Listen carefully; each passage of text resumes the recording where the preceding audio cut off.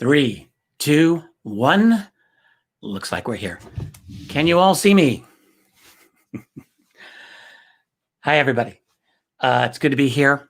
For those of you who did not get the message, unfortunately, and definitely unfortunately, Tracy is not here. She will probably stop in on the on our chat room in a little while later in the chat, not here because she is out of the house and she is visiting family. She had a combination of that and basically stir crazy cabin fever, which we were both experiencing, but she had an opportunity to go.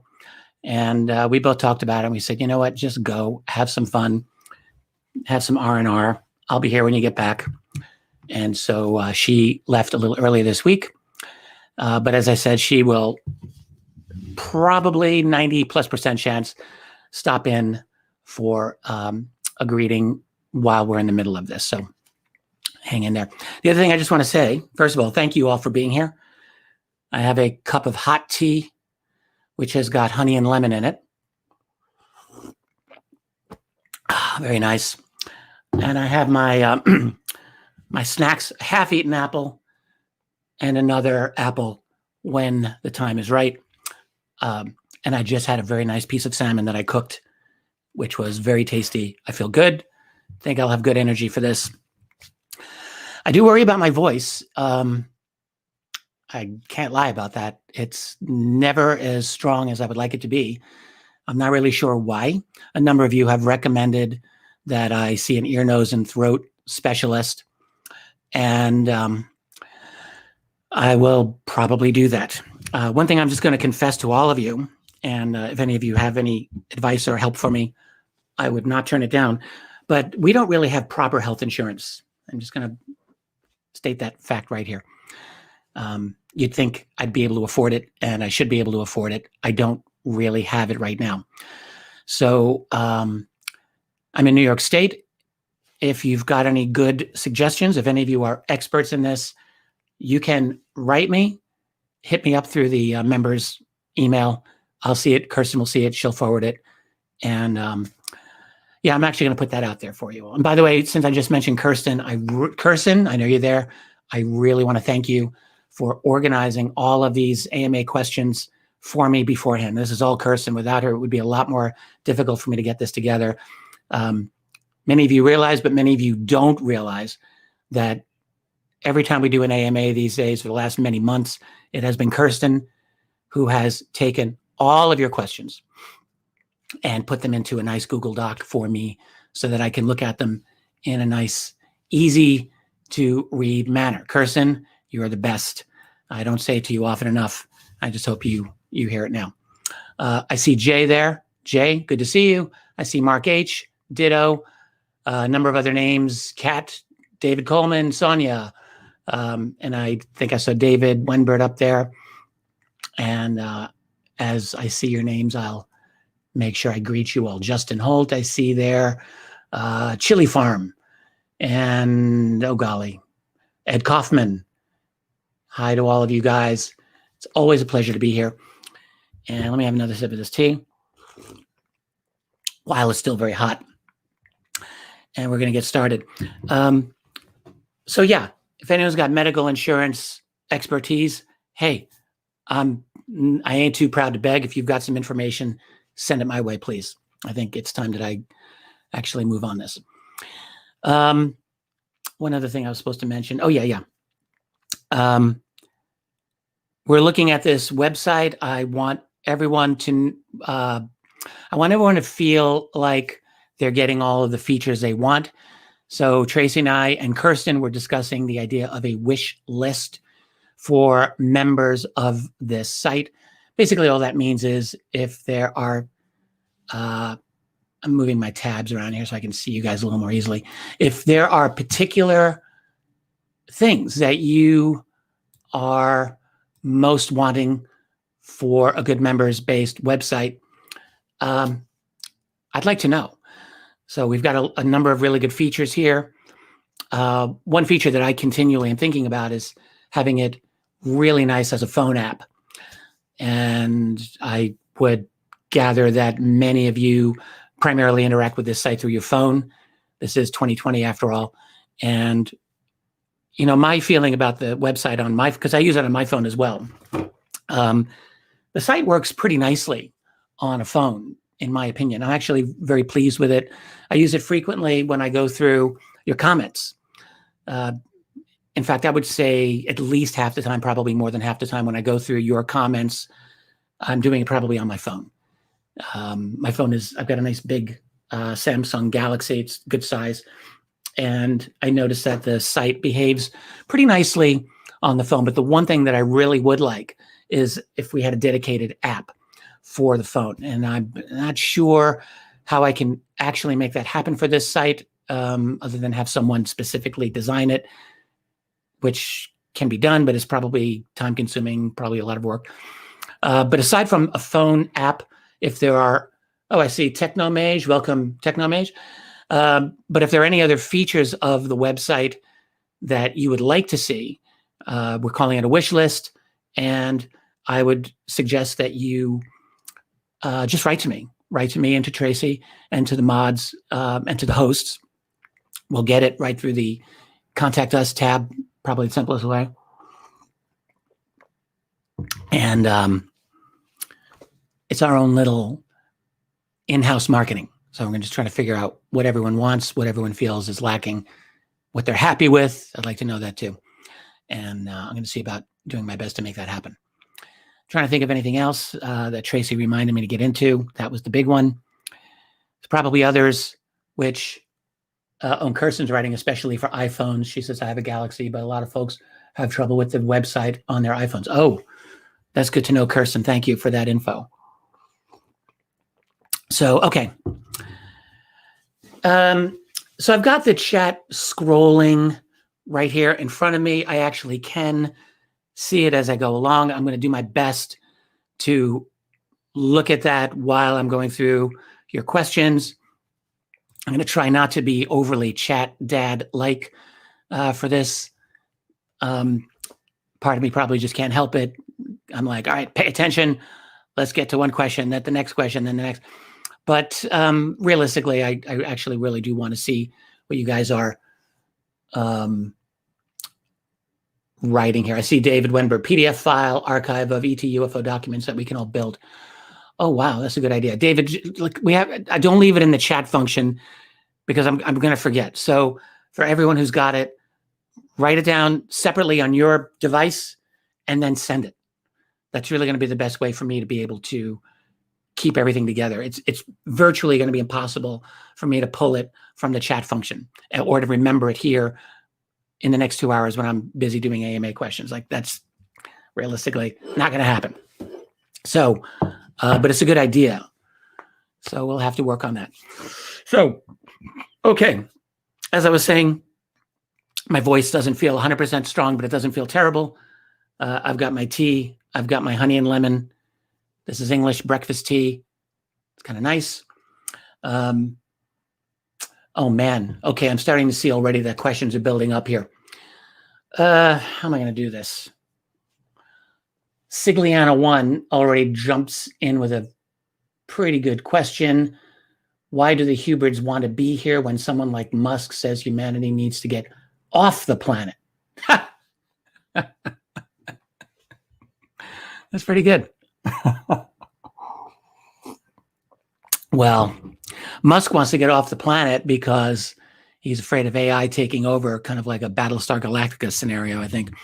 Or at least that's what he appears to think. You know, the fact is that no one's going to be leaving this planet, really. I mean, I just don't see that as realistic at all. We are designed biologically for living right here. I mean, Musk is a brilliant man, but his idea of building a base on Mars or the like, I've always thought of as sheer insanity. We don't know all of the biological repercussions of what it would be like for human beings to live literally on another world with different gravity, with different exposure to solar radiation, with different, I can't even imagine all of the things that are different, aside from the fact that growing food on Mars is still something that I don't think we've figured out, even with advanced tech. To grow food, as Tracy and I learned this last summer, ain't the easiest thing to do in the world. Like, even with good weather, living on Earth, buying all the garden soil I could buy at Home Depot and Garden Center and dumping that into our yard, into the raised beds that I created, like, even those you have hits and misses. Now, admittedly, we're hacks, but still, it's not the easiest thing in the world. Growing food on Mars, I don't know what Musk is thinking there. Maybe he thinks that we can just magically figure out a way to be able to do that. But, I was going to say, I don't know what he's smoking, but we actually all do know what he's smoking because we saw him smoking on Rogan. But I just don't, I don't see that as quite viable. So no, I think Earth is the place to be. And actually, that reminds me, I'm in the very, very home stretch of finishing that nice little booklet that I've been doing on alien agendas. I'm going to follow up and wrap up the booklet on the fourth stage of humanity. I consider them both important back-to-back studies. And in my study of the alien agendas, I mean, I've reinforced this idea more and more that Earth is where the action is. This is where we're supposed to be here. And moving anywhere else, it just seems to me is a fantasy pipe dream. Unless we can do what the ETs are very likely doing, which is changing oneself biologically so that you can fit in seamlessly with the host planet.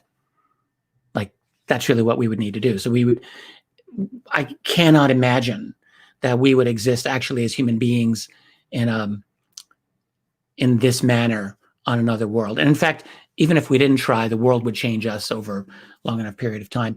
If you remember that TV show, I was watching this with Tracy. Was it The Expanse or the other one that's X something or other?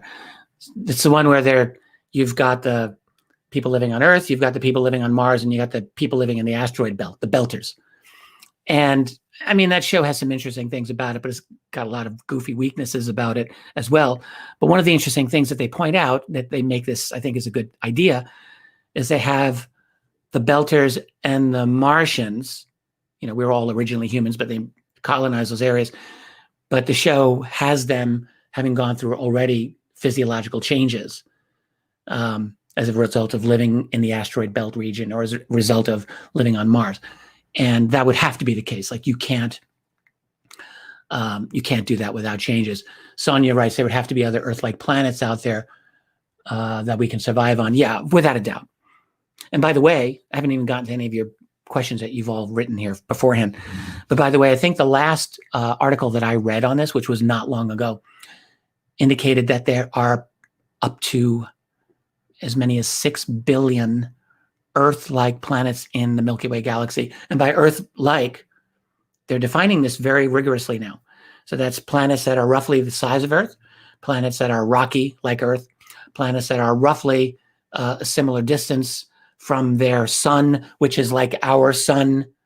Like, all of those factors they take into account. And of that, and probably many more, the estimate is that there are 6 billion planets like ours that are in this galaxy alone. Now, I mean, how accurate is that? I mean, I don't know.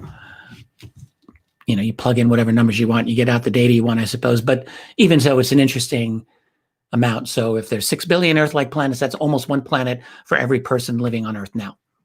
We literally could become like the Mormons, Latter-day Saints, who tell you when you die, you get to rule over your own planet. So that would be pretty cool. We actually almost have enough. If the entire world converted to LDS, there would almost be enough Earth-like planets that you could just go and rule over, which is pretty neat. Okay, moving on to more serious questions here. Kirsten, I'm going to ask you. Oh, you're already doing what I was about to ask you. Kirsten's already throwing some questions out at me at the chat. Thank you, Kirsten. So Kirsten says, from Jim Crowell, have I had any further interaction with Kit Green? Isn't there a Kit Green question a little further down here? And I think that might be from Jim as well. So I'll just deal with that now. No, in recent months, I have not chatted with Kit. So I don't really know what he is up to, other than I know he's still engaged with, to some extent, on the study of epigenetic study on human interaction with extraordinary phenomena, i.e. UFO sightings, experiencer sightings. But it's true, I don't really know where he's gone with that. And that's probably something that I ought to get on top of. So thank you for that question. And Mage is writing me too. So all right, I can see how this is going to go. So everyone's jumping in here. And I see Cat M. Let me do Cat M here. She says, I think Cat M is a woman. So Cat, if you're not a woman, I apologize. Did you see Linda Moulton Howe last night? She was talking about ETs that are living here on Earth. Yeah, I'm not surprised. Linda and I are, I think, pretty much on the same page with that. I'll have to catch that. And then Techno writes, with the obsessive emphasis on COVID testing, could the authorities be using the testing as a cover to identify hybrids walking among us?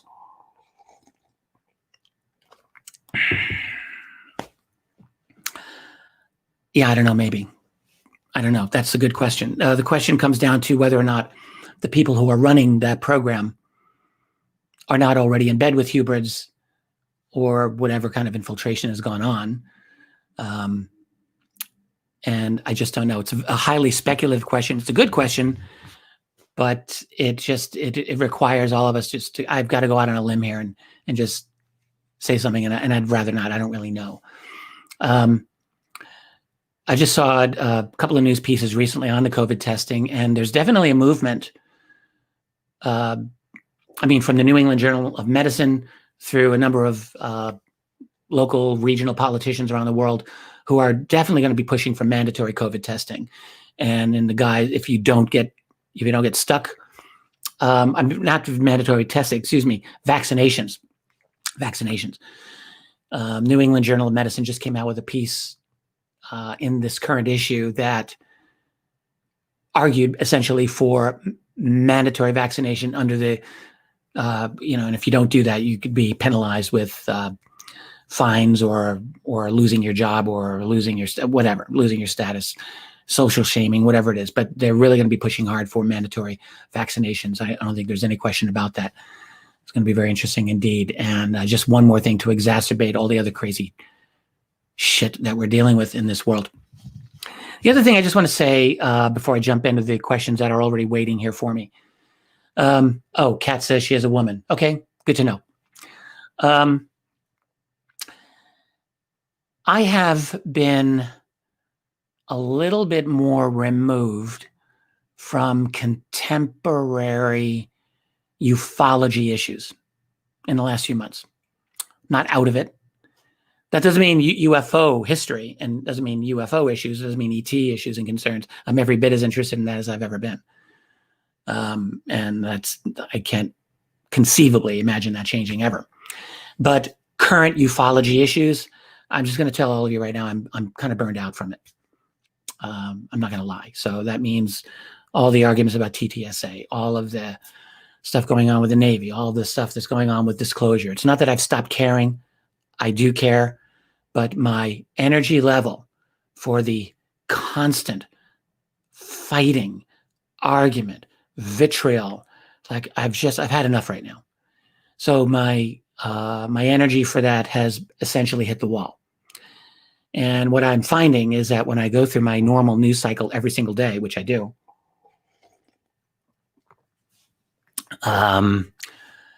it's almost becoming painful for me to go into like contemporary ufology news. Again, I want to emphasize as distinct from ET studies, UFO studies, which I consider something separate. So like getting into arguments with people on radio programs about TTSA, like that's my number one thing right now. I'm done right now. And plus, aside from the fact that I think that whole movement forward looks to me like it's, the last thing that happened really was a New York Times piece last July. That was interesting. It's worth talking about. I'm in touch with Leslie Kane. I just did an email exchange with her recently on a private basis. Like I'm very much on top of dealing with people that I think are sane and that I can actually have a conversation with. But there's a lot of folks out there that I just am starting to feel like it's not worth it right now. And I know some of you might think that's not a very constructive attitude for me to take, that I should be out there in the front lines, duking out, fighting the good fight. And I just want to say I'm not done fighting my good fight. I'm here for the long term. I'm a lifer, but no, I'm done with the bickering and infighting for right now. I don't desire it. So now, with that said, I'm starting off with a question that deals with contemporary ufology issues, but I'm going to answer it. This is from Salsa Freak. And Salsa Freak just says, whatever happened to Tyler from Secure Team? His YouTube page is empty, yet he still has over 2 million subscribers. And that's one of those holy shit moments when you really think about it. Yeah, Tyler, I never corresponded with him directly. I always felt that channel of his was actually a pretty good channel. Like, I know that a lot of people have been critical of Secure Team, and at least in general, I'm aware that there's criticisms that maybe he's too gullible, or he's promoting things maybe too sensationalistic, whatever. For my part, I judge a source like that on one criteria primarily, and that is, do I think that they're engaging in this field in good faith, like in genuinely good faith? And I guess the other criteria would be is, do they often have information that I want? Not, do they have information that I agree with 100% of the time? That would be silly, because I don't know of anyone who does that. When I look back over my productivity, I don't think that I agree with all of my information from the past 100% of the time. So why should I demand that of somebody else? But what I found of the Secure Team channel is that I found good information in there enough of the time that I found it worth my while. And to answer your question, Salsa Freak, I don't know why or what happened to him. I did remember hearing that there were some personal issues that were going on with him. I have not really investigated his situation in any detail, but I do think that it's worth knowing, and I don't know if anyone else has got any answers on that. So I'm going to have to leave that alone. I'm going to come into some of the comments that I'm seeing here. So Jonathan Kaplan writes in here. By the way, Jonathan, I've got one of your questions down below. He says, well done with stepping out of contemporary ufology, too much noise and egoism. Kirsten agrees. And it looks like a number of you others seem to agree. Again, I'm not leaving it. I'll get back in. I mean, I can't really see myself leaving it indefinitely, but and there's a few people in the field actually who've been writing to me, and I haven't gotten back to them, and they're probably wondering what the hell has happened to me. So I'll have to get back to them. But yeah, honestly, it's emotional burnout from a lot of what's been going on, and that's probably the best way I can put it. So let me keep going here. Username C Carter says, oh yeah, this was a good one. And I'm glad for this question. So says, can you give us your take on the NASA and Space Force team up? Do you think this is the precursor to a larger military organization that will surreptitiously reveal new or more advanced technologies as we get further and further in along the road of the worldwide space race? I think that's a really good question. So a couple of things. My first thing that I would say, when you look at the history of NASA, well, actually, before I get into that, so there's three basic types of activity in space that I foresee in the near future. So you got military, you've got government, so military that's classified like NRO stuff and space military satellites and all of that, which we've really never hardly gotten any information about for the last 50, 60 years since we've had military satellites in space. We have very little info on that. But we know that's a big presence. It's the biggest presence. And then next is NASA, which is, we might call, at least unofficially, is government exploration of space. Like basically NASA, I think you could say, has existed to help create the beginnings of a non-military infrastructure in space. while at the same time they've collaborated with the military for all these years. I mean, we all know that too. NASA has a very classified component of what they do. They do a lot of work for the military on a regular basis, but they also have the non-military component. They are officially known as a civilian space agency, after all. So there's that. And for, most of the last 60 years, that's really what we've had. And then other government agencies from other nations, Russia and the EU and China and so forth. But now there's a third group, which is commercial interests, which they're, kind of just really gearing up now in a serious way. So again, up till now, NASA's been the dominant force in helping to establish the groundwork for a public space-based infrastructure. So now with the outside commercial entities starting to make their presence felt, and they're going to, I think very soon they will become much larger in terms of dollars and probably infrastructure than NASA will be. So the question really has to be asked, what is NASA's role in the future really going to be in space? That's really a very good question to ask. I suppose NASA's role will be to be the official U.S. government arm, the public arm. I think that's going to continue to be the case. But it will take up a smaller and smaller element, I think, of space-based activity moving forward. So that said, what's NASA really going to be doing here? I think, when you read the news articles about this, it's not hard to read between the lines. And this is really for NASA to team up officially with the military, because they, I think, they're talking about, I have a quote here, to secure space. They're saying this is really a tool of diplomacy for the nation, but we can't do any of those things if space is not secure. And that's why it's important to create the Space Force, and that's why it's important for NASA to partner with the Space Force. So what you really see is, I think the biggest single word answer for this is China. Can I say that like Trump? Let me just say, China. China. Isn't that how I can't really do the Trump thing very well on that. But I think China is probably the single biggest reason geopolitically why we're seeing this now.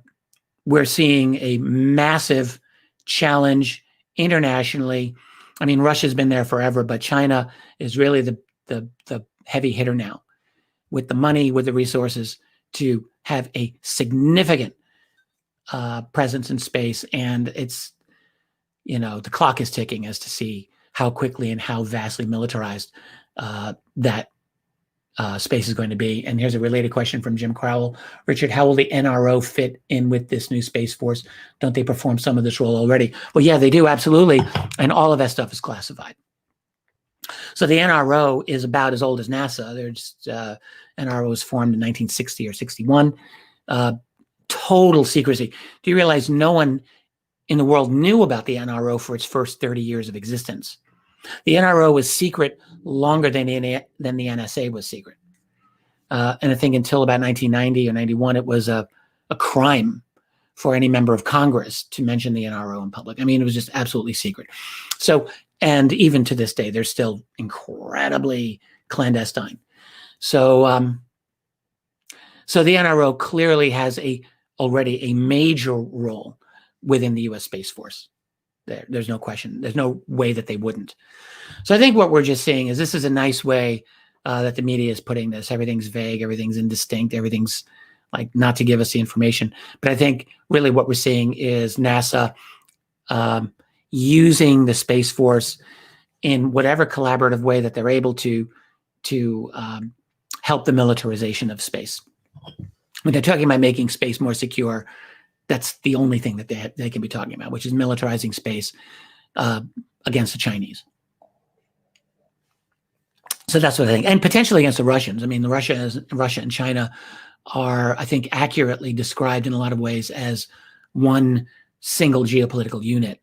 The Russians and Chinese have gone through tremendous deep collaboration over the last decade.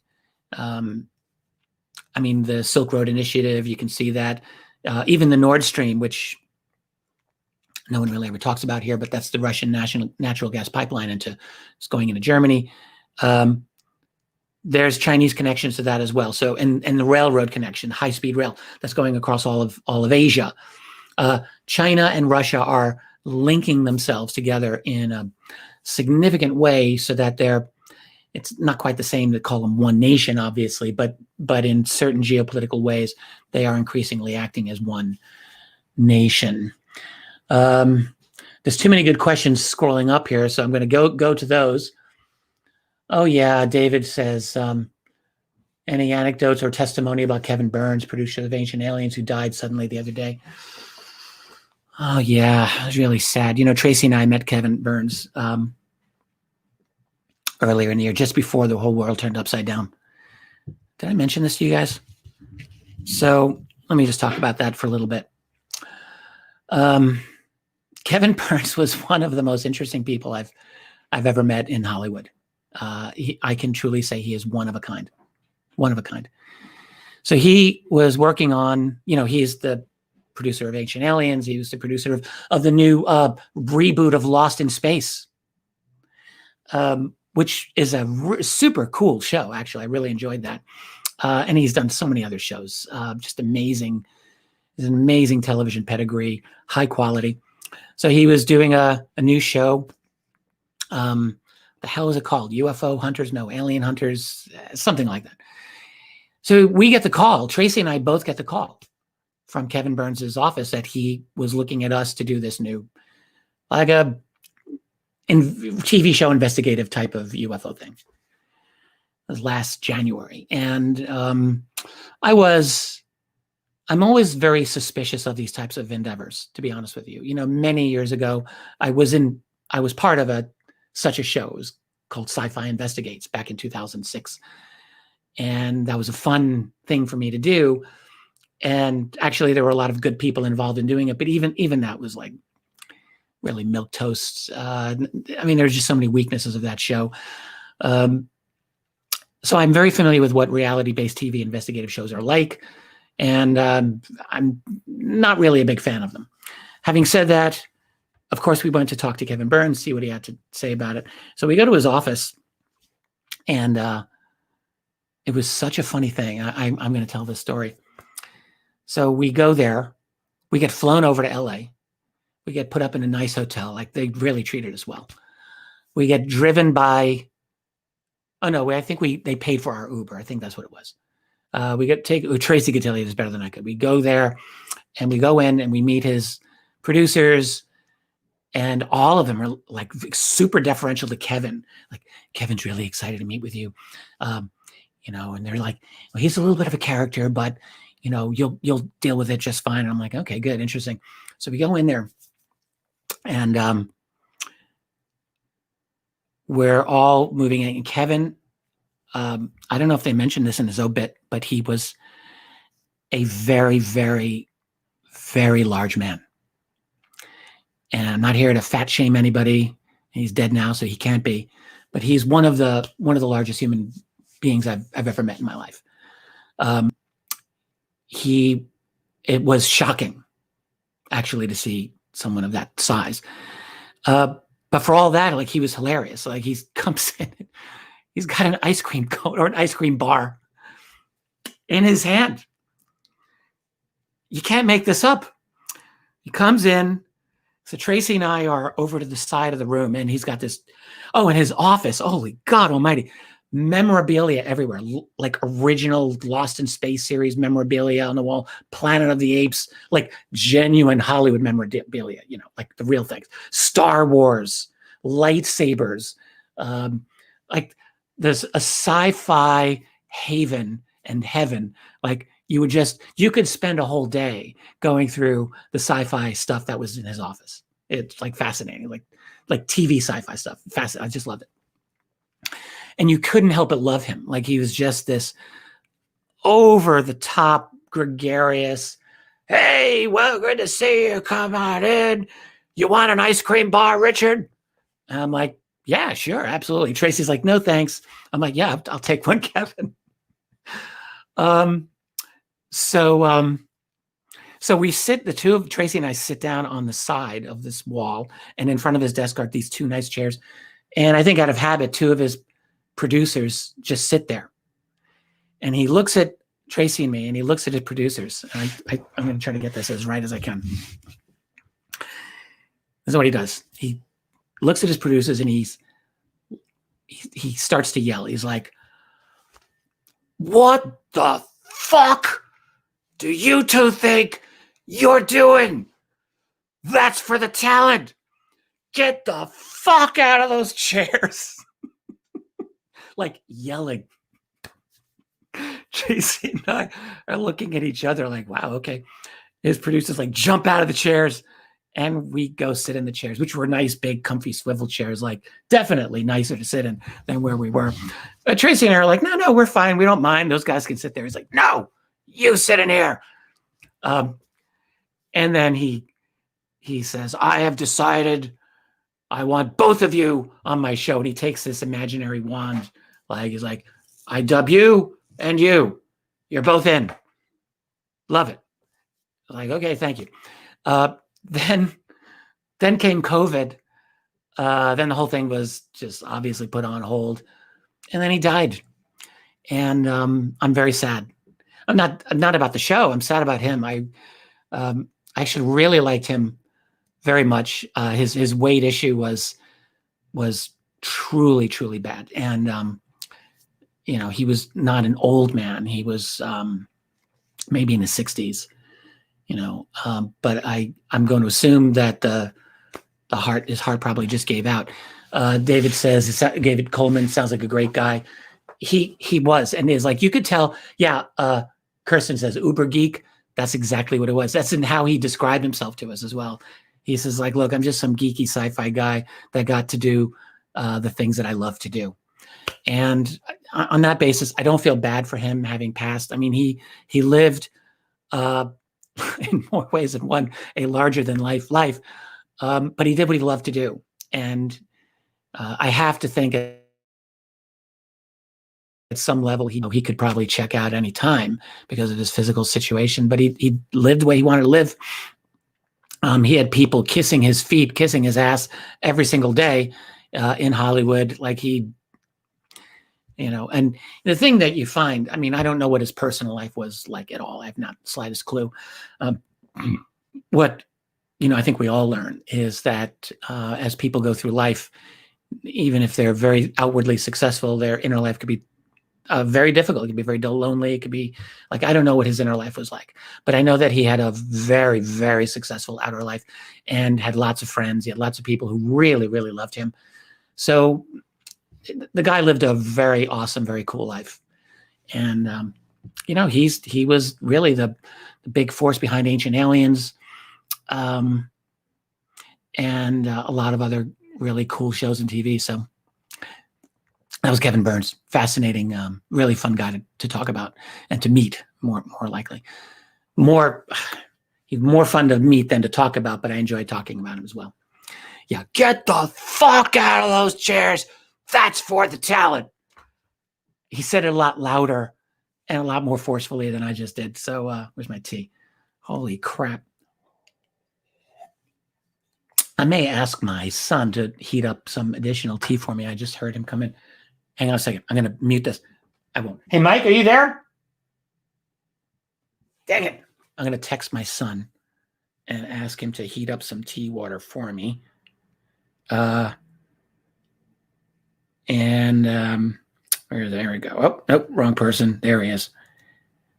Hey, if you are here, could I ask you to heat up some tea, please?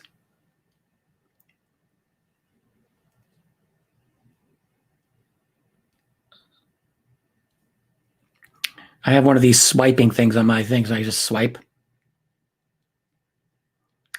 Makes it a little bit easier. All right, good. We'll see if my laconic son bothers to go into the kitchen and heat up the tea for me. All right, so let me keep going here.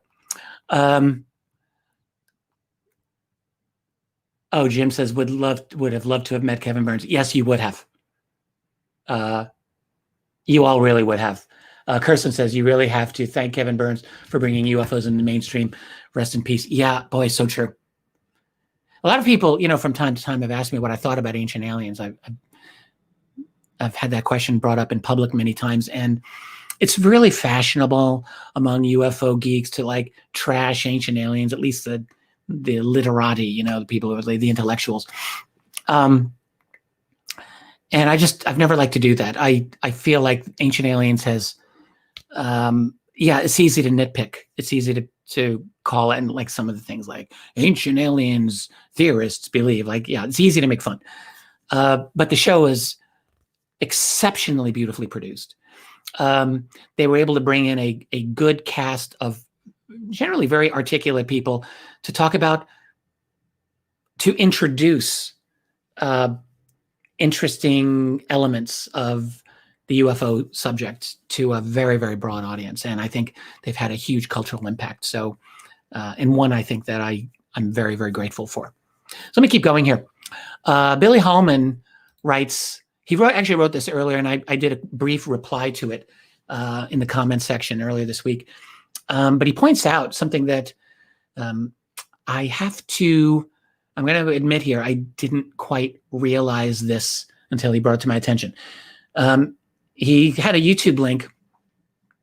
It's in the comments below this chat, I think, that linked to an interview with the late Bob Dean, an old friend of mine, talking about a UFO crash from 1952 northern Germany, which he describes in terms that are virtually identical to how the 1948 Aztec crash is described. I mean, identical enough that you have to assume that this is from the same source. Now, the Bob Dean interview, I mean, you can just tell by looking at Bob Dean, this is at least 20 years earlier when he was giving this statement. I don't know what year, but probably close to that. In other words, a UFO that was broken and somehow, and he said he didn't know this. Bob implied, but he didn't explicitly state that the UFO account was in the Cosmic Top Secret document that he looked at when he was working at SHAPE for NATO back in the 1960s. He didn't actually say that explicitly. And in fact, I have a hard time thinking, I mean, I don't know how much of that document he actually studied back at the time anyway. It was never really clear to me. But he did talk about this. So somehow he got wind that this was in 1952. So the craft came down, and somehow he said it broke. They were able to get it to divide into 3 pie-shaped pieces to put on transport trucks with, he said, 12 small gray alien bodies. And that's, the Aztec crash is described in nearly identical terms, particularly from the Ramseys, Scott and Suzanne Ramsey. I talked with Michael Schratt about this as well. Michael's very much on top of it. And I don't know how to resolve that yet. I've been thinking about that. So the one thing I can say is I know the amount of work that Scott and Suzanne have put into the Aztec case over more than 20 years now. I know what kind of person, particularly, well, actually both of them. You're talking about 2 ultra rigorously conscientious people who, by the way, like Scott and Suzanne are not they're not full-time UFO people. They are engaged in the UFO subject. They're really engaged in Aztec. And they have a life outside that. They do farming down in the Carolinas. That's what they spend most of their time doing. But they're definitely engaged in the Aztec crash. They've done tremendous numbers of interviews. So how they got that bit of information is something that I would like to find out from them. I have reason to email with them anyway, so I think I'm going to tack this on. And oh, my son writes back very well. Thank you. Thank you. He'll knock on the door. You'll see me go get it, and I'll bring it back in here. He won't want to get on camera, so no, don't ask. So I don't know what the deal is with that. Now, does that mean both accounts are invalid or one is invalid? And if the Bob Dean quote is roughly 20 years old, judging by how Bob looked in that video, then that story is at least 20 years old. So did the Ramseys get it indirectly from that account, or did that account come from the Aztec account? And I don't know the answer to that. It's a really good question. Or are they both made from whole cloth fantasy? All of those are possible. But I suspect that one of them is true. And I'm going to take a guess right now that the Aztec one is the true one, but I don't know. What I said to Billy is a good catch. And I'm going to have to, I just haven't really gotten to the Ramseys since then, but it's a very interesting question. Jay says, what if we can super chat him to talk about like Marcus Aurelius? You guys talking about me? You want me to talk about Marcus Aurelius sometime? I can do that. You'll have to answer that there. All right, let me keep going. Oh yeah, this is one that I was actually looking forward to. So Terry writes, Richard, I know you don't really want to tread deep into politics right now. Well, joke's on you, Terry. I already wrote about the debate the other day, which was stepping my foot into 2 feet of shit right there. But anyway, I did. But anyway, she goes on. But you being a historian, can you give your opinion on whether or not there was really a, quote, party flip after World War II, as I was taught in my early teens? I never really believed that there was because I could never find proof of it. I had to look up party flip. I mean, I thought that I knew what it was. My instinct was actually correct on this, but I looked into it. So the party flip is essentially kind of shorthand for people saying that the Republicans and Democrats kind of flipped in their basic orientation over, the last century or so. I mean, there's some truth to that in a way. Like you can, one thing I did do, I have a lot to say on this, so you have to bear with me, everybody. So one thing I did is I actually went through the Electoral College results of every American presidential election since the late 1920s. And then I broke it down by county as well. So that is Republican, Democrat, and it's fascinating to see. You should do this sometime. It's not hard to do. Google image search, just do electoral map by county and then throw in the year and just do year after year. And you can see, so like up until the 1960s, the American South was pure Democrat Party. And that's all there was to it. So the Democrats ruled the American South. Republicans ruled everything else, at least back in the 20s until FDR. So with FDR, of course, that changed. This is the thing that I found. So the party flip, you can say this happened to white Southerners after the 1960s or during the 1960s. That happened. So white Southerners went through a transition, it's really civil rights movement, very clear as day, where they went from Democrat to Republican. And it was really starting with Lyndon Johnson's Great Society. It was where you first start seeing this. Barry Goldwater in the 1964 election made major inroads into the American South. And in fact, you can almost start to see it with Kennedy in 1960, Kennedy and Nixon.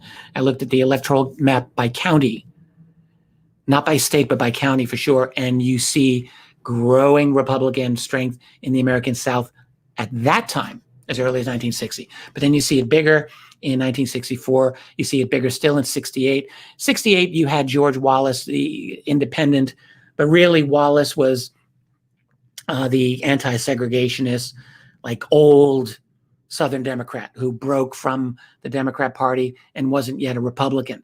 And he carried like, I think 4 states in the Deep South, like Alabama, Mississippi, Louisiana, and I think Arkansas. And the Republicans got the rest of the Deep South. So by 1968, that switch was complete. The South was flipped.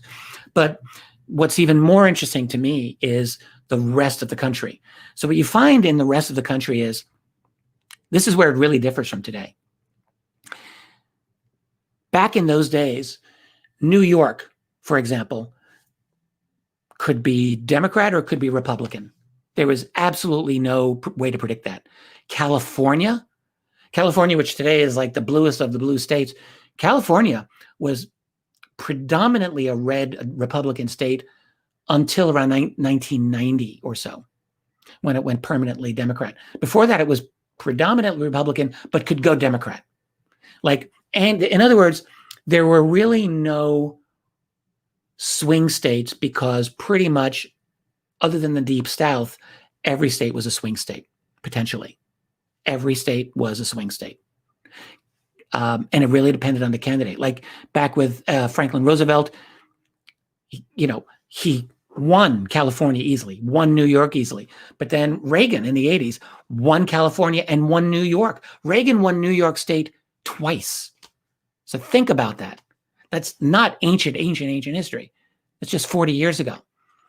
So what I guess I'm saying is what's really happened is we have seen a definite hardening of the electoral politics really since the transition from Reagan to Clinton, I think, is when you really start seeing it in a significant way. Prior to that, there weren't really swing states. Every state could be potentially a swing state. It's really quite interesting. Other than the South. The South, once it went Republican, stayed Republican. just like when they were Democrat, they stayed Democrat. But the rest of the country was not so predictable all the time. But I think what's happened since the 90s is my take on this. Now you definitely see like city mouse versus country mouse. That's the entire country writ large. So like urban people are liberal Democrats, rural people are conservative Republicans. And that's actually the true split that we see. And it's demographics. And I don't want to sound incendiary here, but really a lot of this I have to say, my take is that there's been a lot of immigration, not all of which has been legal, but of course the kids of the people who come over illegally are legal citizens. And so that has dramatically helped the Democratic Party.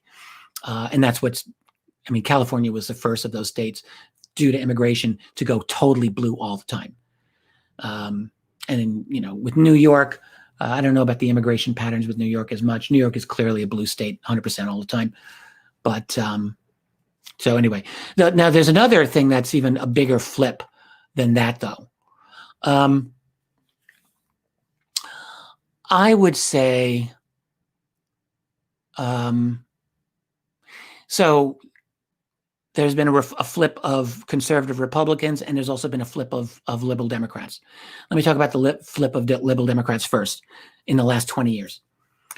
It was 21 years ago, coming on to in a month or two, in fact, that we had the Seattle anti-WTO protests / riots. Some of you, I think Kirsten was in Seattle at that time, if I remember correctly, Kirsten. This was a huge thing. And it's really worth thinking about this. At that time, the most powerful anti-globalist popular forces, as far as I can tell, were on the young progressive left at that time. They shut the city of Seattle down for many days, or they shut the WTO thing down practically, and really threatened the establishment in a very, very significant way. And I've often speculated that was one of the behind-the-scenes motivations to engineer 9/11, basically as a way to just tell people, to remind them, no, those rights you thought you had, you actually don't have them anymore. So, but what happened in the last 20 years, what you now find is that all of those people who've grown up, or not all, but many of them, are the strongest forces for globalization today. It's actually really a remarkable switch. So what you've seen is a flip on globalization. And so the strongest opponents of globalization are definitely on the right, not the left anymore. And that's, to me, an incredible turnaround. And it's really something that I haven't seen a lot of political analysis about, but it is undeniable Like, I don't see how anyone could deny that. And why that's happened is something really to look up. So to me, as a kind of a lifelong self-described progressive Democratic type of person, that's really what I was for most of my adult life. In the last decade, I actually was kind of shocked to see, I guess since Obama, really. I think that's actually what it was. I think once Obama got elected, I started seeing my liberal progressive friends, I got to say this, I hate to say this, but drink the Kool-Aid. That's really what I think. So it's like, oh no, we got a black guy in the White House. We have a liberal Democrat, or at least they thought he was in the White House. Great. And somehow, like, all of that energy to protest against the system, globalization, just kind of went out the window, and got subsumed into cultural identity issues rather than global economic issues that the progressives for a century before that were really focused on. So that, to me, is a much more significant flip. And the other flip is attitudes toward major media, which, again, when I was a younger person, it was always the liberals who were the ones who were much more critical of mainstream media, and the Republicans were the ones who were like, believe the establishment. That's how I grew up. I grew up in the 70s and 80s, and that was a given. It was an axiom, and it is absolutely the reverse now. Like, I just throw up my hands thinking, what is this world that I'm living in where this is now the case? So just to give you an example, I just currently right now, I think it's Senate Republicans, and it's not like, oh yeah, I think Senate Republicans are wonderful. Like, I don't. But Senate Republicans are currently the ones leading the charge against tech giants like Facebook, Google, Twitter. They are the ones, not the. I think that. Let's see who this is now. Who the heck? This might be my wonderful wife, who, yes, and she's just saying, "Yay!" Okay, I'm going to wait until you are done with this topic. Are you in there right now, Tracy? If you can hear this, you can write to me. Sounds like she's there. So yeah, there's just been this flip. Like, so you've got Senate Republicans. Oh yeah, there she is. Who are leading this charge. Basically, they're talking about ensuring citizens' right to privacy and excessive censorship on social media platforms. And I'm like, how the hell did that happen? Well, it's not that they suddenly developed a conscience. Like, clearly they didn't, any more than the Democrats ever had a conscience 20 plus years ago. But the Republicans are finding that the tech giants, are more or less aligning with the other political parties, so they're not happy about it, and they're able to take the high road. But that's really what it is. Like, they're taking the high road on this matter. It's just It's astonishing to me.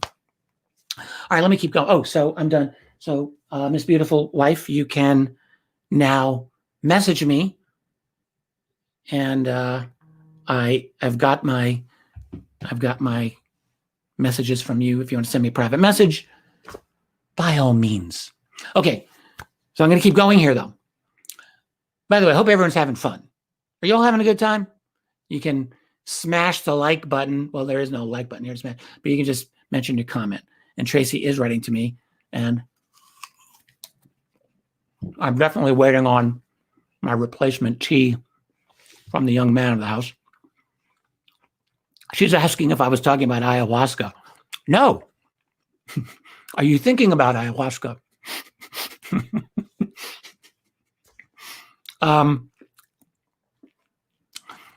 Let me just say this, since we're talking about ayahuasca. I've never taken it. However, looking, see what Tracy's about to write to me here.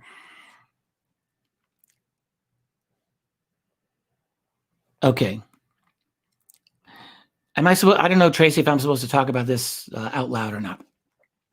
Anyway, I might be totally down with a little visit to the ayahuasca snake people. I'll have to let you all know about that if I do it or not. It is interesting to me. So, and actually, I'm going to follow up with that when the very last question that I have on this, which is a really good question, but we're going to come up to that later. So, Jonathan Kaplan has a question here, which is another very good question.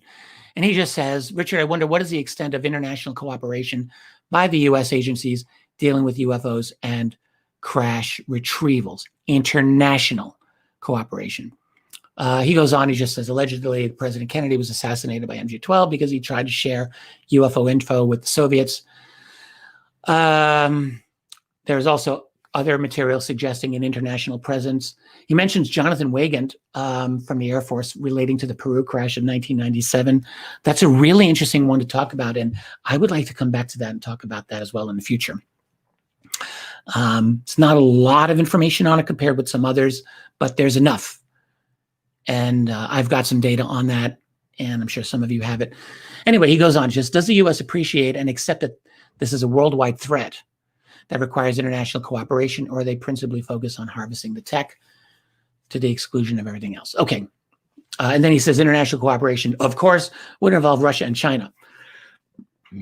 And he recommends honey, ginger, lemon, and a splash of scotch works wonders for voice and throat. Don't have scotch, but I've got some brandy in the house, and I may have a little indulgence in brandy later this evening. So thank you, sir. And my son is about to bring me some tea, I hope. What I will say about is this. I've talked about this many times. So I think without having, well, there's a few interesting quotes, first of all. Back in the 70s, this is a quote that I've considered very important that really gets overlooked. Tim Good found it. I've picked up on it many, many times. It's by a former Spanish general from 1976 named Carlos Castro Cavero, who was quoted as saying to a Spanish journalist, Juan Benitez, I believe, that there is international cooperation on UFO data that nations share with each other. He was quite explicit in this statement, not in terms of detail, but he was very, very clear about it. Now, I think it's a very obvious no-brainer that when he talked about international cooperation, he was not talking about the Soviet Union or the Soviet bloc or communist countries. So I think what he clearly meant is NATO and, other U.S. Allies.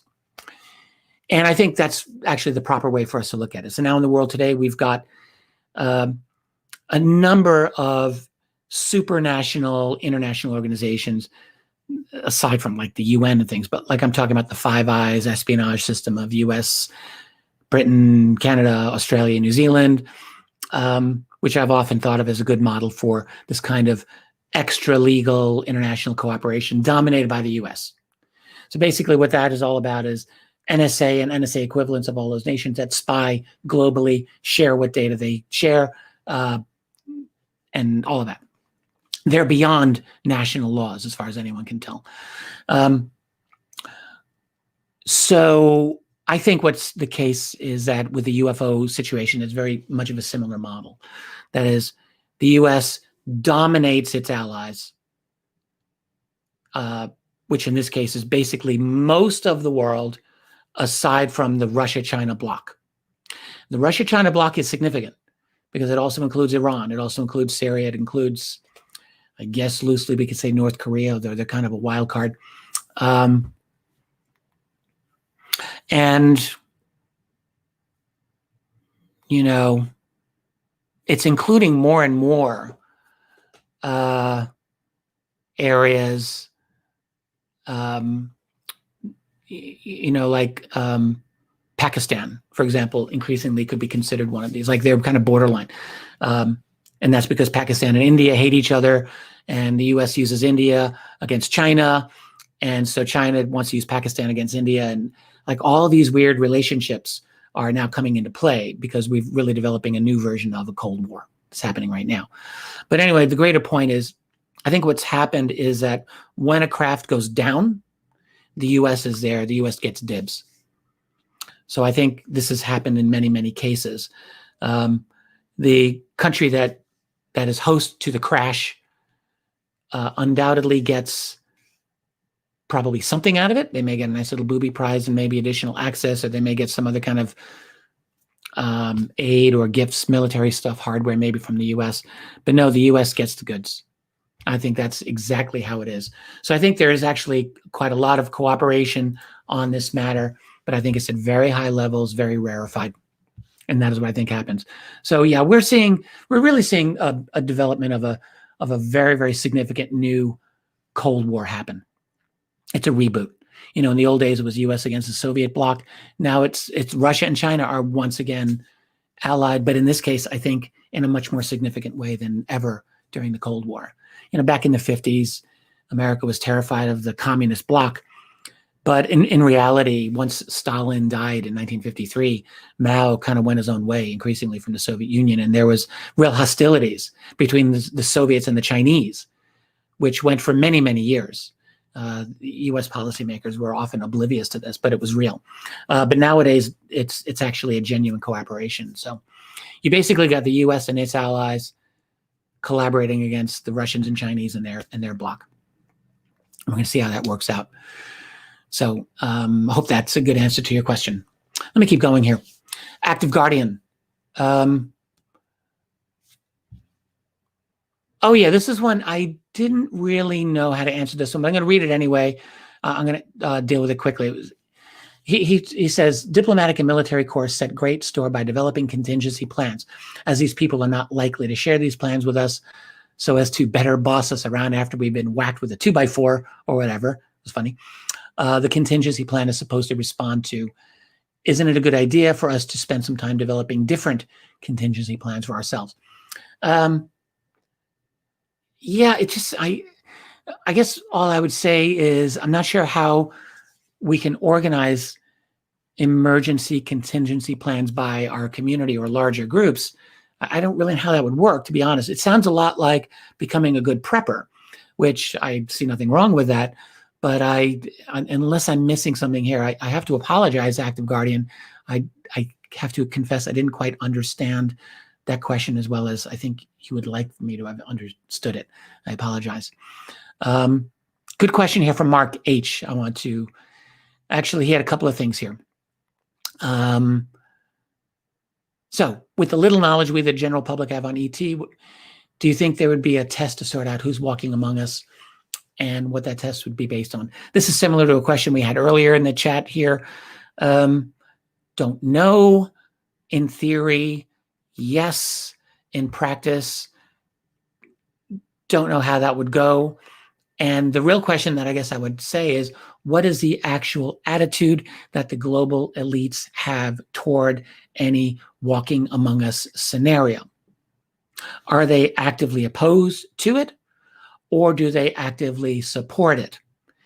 And I know one of the folks in chat, David Wembert, I know David believes on this. He believes that they support the walking among us hypothesis because they've been infiltrated. I would say that is possible. That is entirely possible. I don't know that is the case. What is the attitude? The thing is this: if there is a walking among us reality going on at the highest levels of our society, and there's reason to think that that is true, then figuring out a way to detect them is going to probably be a non-starter, I'm guessing. Going to take a wild guess. Probably that won't happen. And I mean, it could be that we've already been checkmated and just don't realize it. Checkmate might be 10 moves ahead. They see that the end game and we don't. That's a possibility. I've wondered, and I should really ask Kit Green about this soon, because everyone's getting older, if that's actually part of what the research he's doing is connected to. Don't know. I'm going to suspect he'll give me a very, very long-winded answer that doesn't answer the question anyway, because he's good at that. But and he's also like ultra precise, and it'll probably. Is Bob McGuire here? Hey, Bob, good to see you in the chat room there. So anyway, I don't know if you'll have that. Mark has another question. This is regarding the alien autopsy videos. Has there ever been any documentation disclosed of the event, like a blood workup, etc.? Is that something like Kit Green would be privy to? It could be something he might know about, but it also could be something he doesn't know about. The thing about Kit Green is, as he said to me in our interview a year ago, there were a couple of times in an extended period of time in his life Hold on, I'm going to go find out from my son where the hell my tea is. Can you just all hang on 1 second? Talk amongst yourselves. I'm going to be back anon very quickly. Hey, Mike. Mike. Mike. Oh, I'm sorry. Is my tea here by any chance? Oh, well, I didn't know.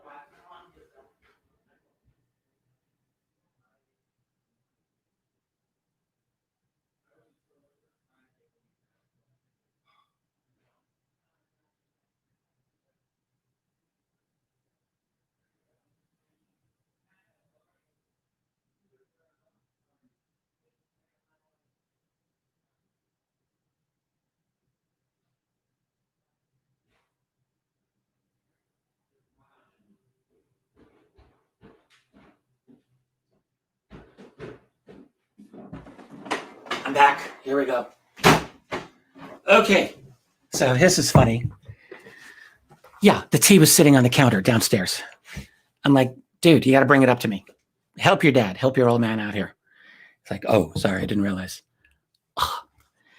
His IQ is probably 20 points higher than mine. And go figure.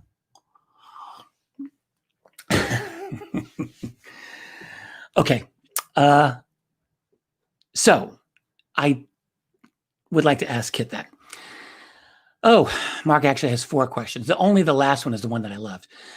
But let's look at number 3. If there were a clock like the doomsday clock on a countdown to disclosure, where do you think it would be sitting right now? And do you believe yourself and a few other pillars of the UFO community could collaborate to form a group who would estimate this for humanity? This would provide a regular media topic and thereby keep the narrative alive and legitimize the process. Any publicity is good publicity. First of all, Steve Bassett's had that disclosure clock set to, like, I don't know, a couple of minutes before midnight for the longest time, if I'm not mistaken. I don't know if he, still does that. Yeah, I think I don't like thinking about this because, as I was mentioning in the beginning of this, I'm totally burned out by the contemporary issues in ufology right now. I'm not burned out from UFOs. I'm not burned out from studying ETs. I'm not burned out from the history. I'm burned out from the contemporary ufology field, which to me mirrors the crazed polarization we're seeing in the society at large. And I'm not interested in engaging with it at this time. Having said that, what do I think about disclosure? I don't think it's going to happen in the near future. I know a couple of people disagree with me, and that there's going to be a rollout even next spring of new truths. David, I know you're there, and I know you believe that, and I actually don't know the data that you're working off of that gives you this conclusion. And David, I'm just going to ask you, actually, if you don't mind writing to me personally about this, I would actually like to chat with you on this matter. For my part, I don't see it happening in the very near future. And so I'm just not sure. As far as creating a disclosure, like a website or doomsday clock to keep it alive, it didn't work when Bassett was doing it, and I don't know. I'm a little hesitant, and I don't know what other pillars of the UFO community I want to work with. I do still like the young guns. There's Grant. There's Linda. I don't really know if they want to be doing this type of thing with me. I don't want to dismiss it. Oh, Kat says, didn't DeLong say something is coming soon? He did. Well, I think what I'm going to have to do here is I'm going to need to re-engage this element of the situation. I can't really walk away from it indefinitely. I'm going to have to deal with this likelihood head on, I suppose, and really come to terms with what I think DeLong, Putoff, Chris Mellon, what they're actually really trying to do. So let me take a pass on that for now, and we'll, as we say, we'll put a pin in that. The last question by Mark is the one that I actually, surprisingly, got really engaged in talking about, although I'll just spend a little bit of time on this one too. But this was, He says, do you think the appointment of former General Lyman Lemnitzer by then President Gerald Ford to the Commission on CIA Activities, that's the Rockefeller Commission, was that an appropriate, legitimate appointment? Lemnitzer was the one who signed off on the Operation Northwoods false flag back in 1962 that Kennedy just said no. That was basically going to be 9/11 back in 1962. And Mark, I have to thank you. That's a great catch because I didn't realize Lemnitzer was on this. So here's what I want to say about Gerald Ford. Gerald Ford is one of the most unrecognized presidents for the global elite that we have ever had. A very, very, very significant career for the globalists and for the Bilderberg, the whole thing. Back in the 1960s, Ford was minimum 2-time attendee at the Bilderberg meetings. I had always thought it was more. I just recently read that he was known to have gone there twice. But even if you go there twice, that means they invited you once and they liked you enough, they invited you back a second time to the Bilderberg meeting. They are the true masters of the universe. And what the Bilderbergers really are the high priests of globalization. And that included back in the 1960s as much as it does today. So Ford did that. The other thing Ford did back in the 60s, one was he was, of course, a member of the Warren Commission, which was the horrific cover-up of the JFK assassination. And Gerald Ford was deeply complicit in that, working directly under Allen Dulles, former CIA director. So he did that. And then one thing we talk about in the 60s, often in a positive way about Ford, and I really wonder if that's appropriate, is that he got involved in the UFO matter in 1966, where during the Dexter, Michigan, March 1966 UFO sightings, Ford is in Congress, and I think he might have been the House Minority Leader at the time, and he's like, we're not getting good answers out of the Air Force on these UFO sightings. So if Ford sounded at the time like he was, fighting for the people, let's get some truth on UFOs. And but I think we really want to revisit that idea. And the reason I say that is because, as we all know, in the immediate, like within a few months of Ford's statement, what actually happened? Well, what happened was that the U.S. Air Force contracted with the University of Colorado to do a scientific study of UFOs, aka the Condon Committee. And we all know how that ended. That was a complete whitewash of the UFO subject. I think what we really have to consider, and I don't know of any of Gerald Ford's private communications from that time period, and we may never see them actually, but did Ford do this in order to enable the Air Force to get to Colorado to unload UFOs? Because it was only a couple of years later that Colorado says, nope, nothing to UFOs, and the Air Force says, thank you very much, we're done with that, we're out. So you actually could see Gerald Ford as catalyzing a series of events that resulted in the complete ending, at least for the time being, of the UFO subject in the country, which he really did. And I think it's actually silly to think that this was Ford's accident, like Ford thinking, oh, wow, I really wanted them to get to the bottom of this. And they, I just don't think we can imagine that. So I think realistically, we have to assume Ford was working in collaboration with the Air Force and with CIA and the Bilderbergers. I mean, Ford was a Bilderberg representative for his whole life. And then the other thing, Ford, by the way, and you take this for what it's worth, but Ford is deeply implicated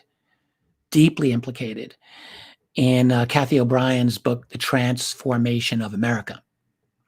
And this is about MK Ultra,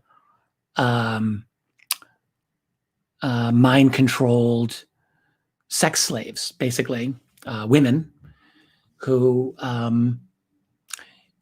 Kathy O'Brien is the person who made this claim, and she talks quite explicitly about Gerald Ford being one of her first important political people who brought her into this awful, awful, terrible world. So there's that. That's, is that true or not true? I don't know. So you've got that. You've got the Warren Commission. You've got the Bilderberg meetings. You've got the whole setup of the UFO phenomenon, which I think he was complicit in. And then you have him on the Rockefeller Commission.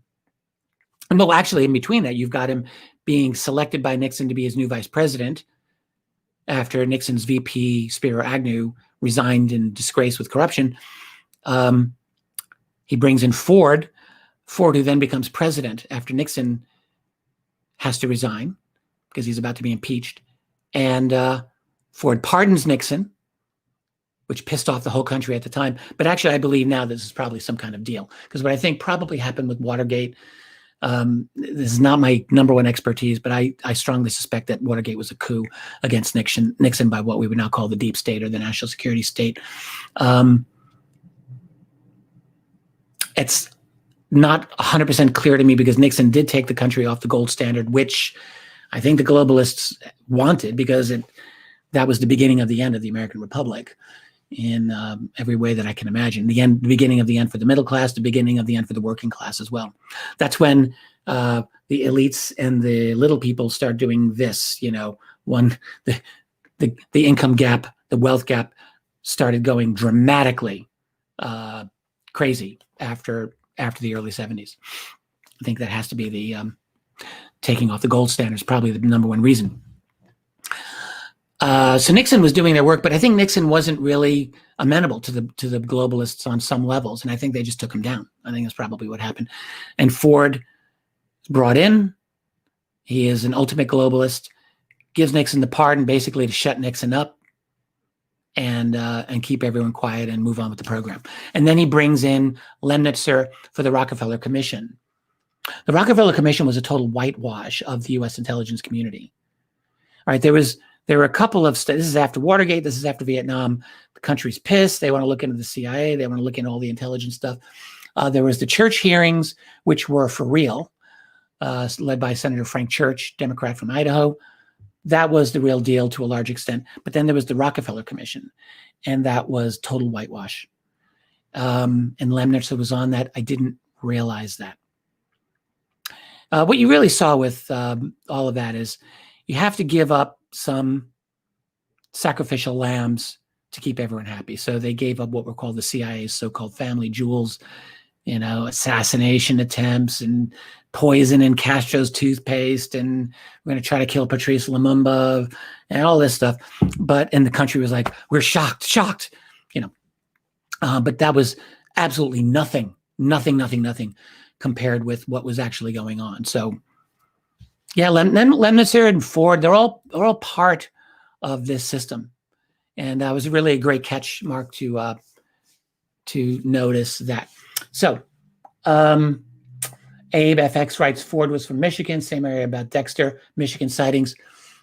Yeah, I was just talking about that, Abe. I don't know if you missed that or not, but yes, I think he actually probably was, if I were to bet, I think Ford did this really as a way to position the Air Force to enable them to just sign off on giving this all to the University of Colorado and just ending this. Justin Holt writes, Richard, I heard Greenwald was on Fade to Black with Jimmy Church last night, talking about some recently declassified documents about the Socorro crash. Hadn't had a chance to listen to. Wow. I'm going to have to get on that one. Yeah, I think John Greenwald and Jimmy Church are getting kind of tight now on their respective attitudes about a number of things in the field. So that's interesting. I didn't know about that. I'll definitely search that out. Rich Joyce just writes here, Nixon's crime wouldn't even make the news today. Look at FBI Director Comey leaking to the press, no problems, no worries.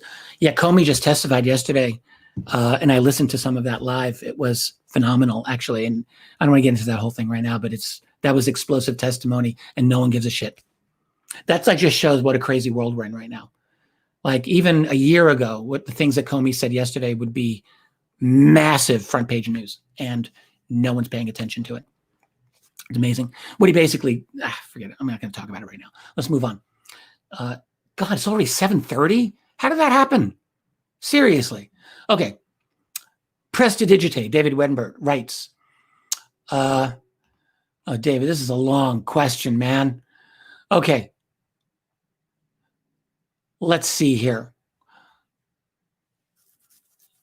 Oh, yeah. Okay.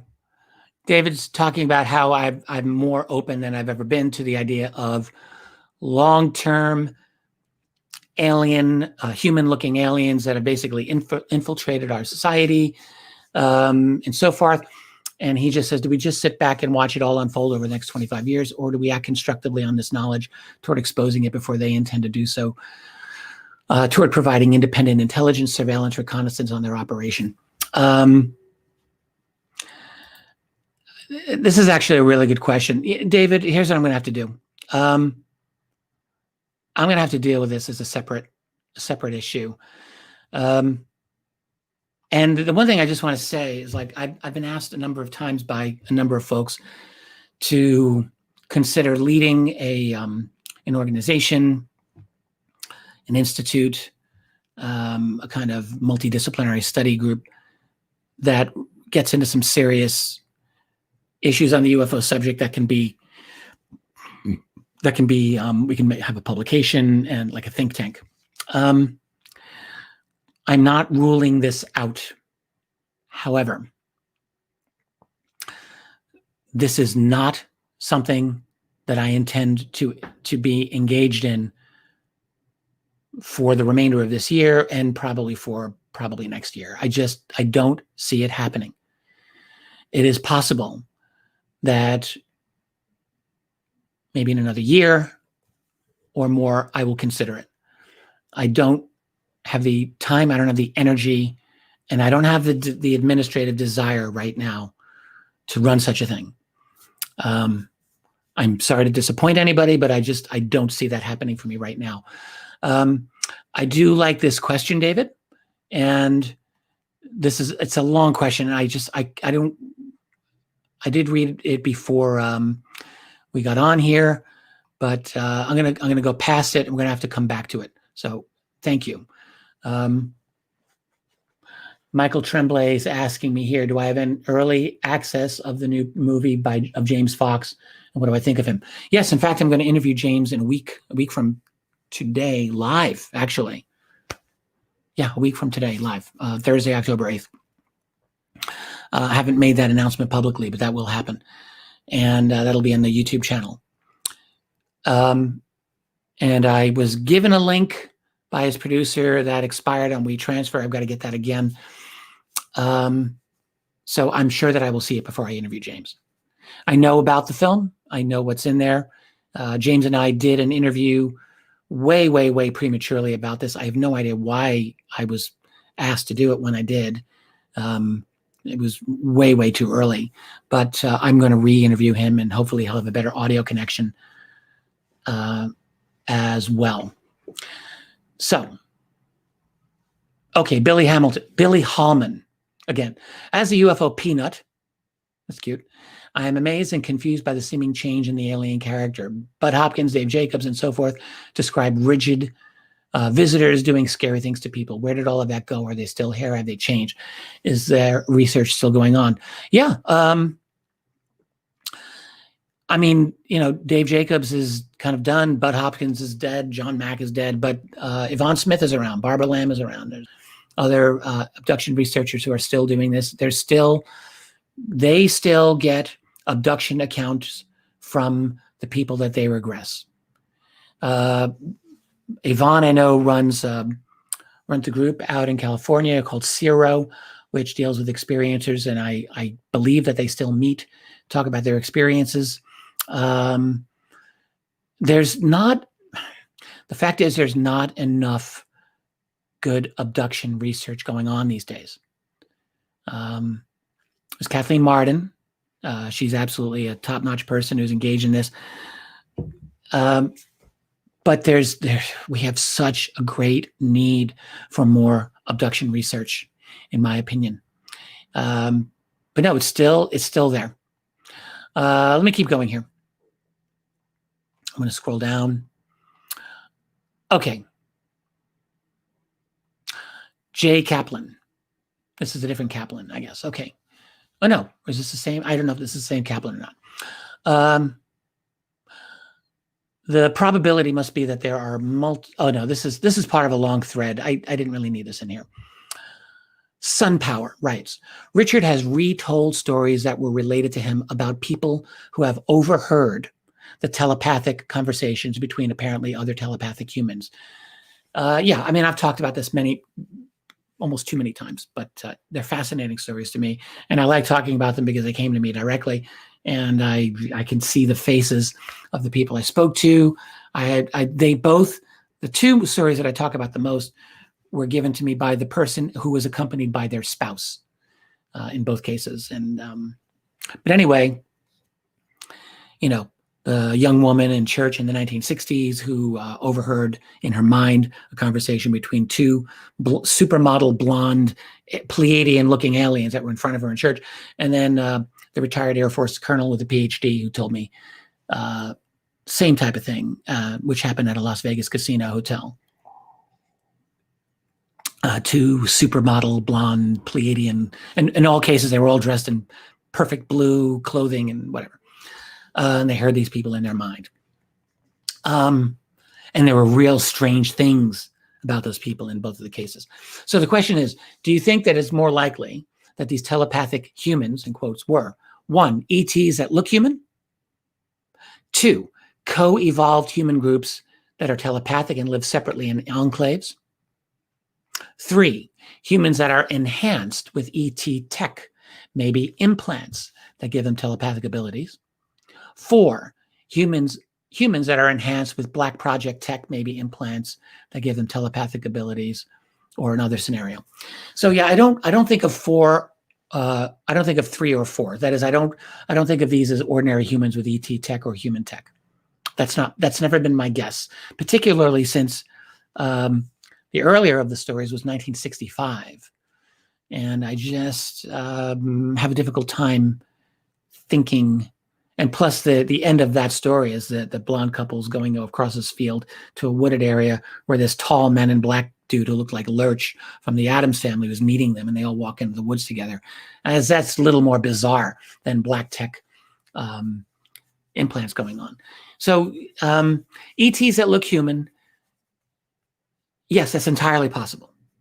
I mean, my theory that I've been floating for a little while is that there's a human contingent that very likely has been modified by ETs for a long, long, long time. Maybe as much as 40,000+ years, for all I know. So the humans that have been biologically, genetically enhanced with presumably cybernetic tech to enhance their telepathy and whatever. That I think actually is the single best explanation for human-looking occupants of UFO craft that I can think of. That they were us, they are in a sense us, but they're so far different from us culturally that they might as well just be a full-on alien species at this point. But it's convenient for them to look like us for all kinds of reasons, obviously. So that's one. And then the other is co-evolved human groups that are telepathic and live separately. Well, it could be kind of the same thing. My theory is that they very likely could be human groups that are living among us, but that are actually more or less aligned with off-world groups. And I'm not sure which, what's the exact variation breakdown, but I think that's most likely the truth. So, yes. I see Bob McGuire writing, COVID sucks. Bob, could not agree more. COVID sucks. Linda Thompson writes, hi, Richard, miss you both. Linda, it's always good to hear from you. Linda writes, oh yeah, this is a good one. What do you think are the most important things researchers should be focusing on right now on UFO issues? It's easy to get scattered, but I'm wondering if any specific issues would be most helpful right now. She adds also, what do you think is the most significant event in ufology that should be emphasized more? By the way, she says David Paulides mentioned on a recent video that you are a friend of his and discussed thoughts of the paranormal aspect of the missing. Yeah, that's true. And that's nice to hear. I appreciate that about David. I respect him and like him very much as well. By the way, I started checking out his on Amazon Prime. He's got a couple of missing 411 specials there, and they're not bad. They're not bad. I started them. I haven't finished them. There's 2 that are out there, and they both look very good. And his books, of course, are just outstanding. And I consider David's work, it's not strictly speaking ufology work, but I consider it very important, a very important element of all of this stuff that we're studying here. Anyway, Linda, by answering your question, I have a few things that I think are important. And this, by the way, if I were running an institute, this is what we would be doing. 1, this sounds so boring, but you got to bear with me. International data collection. I've been saying this for years. We have lots of UFO reports in North America. We've got bupkis for most of the rest of the world. We've got some decent UFO accounts in South America. Got some decent UFO accounts in Britain.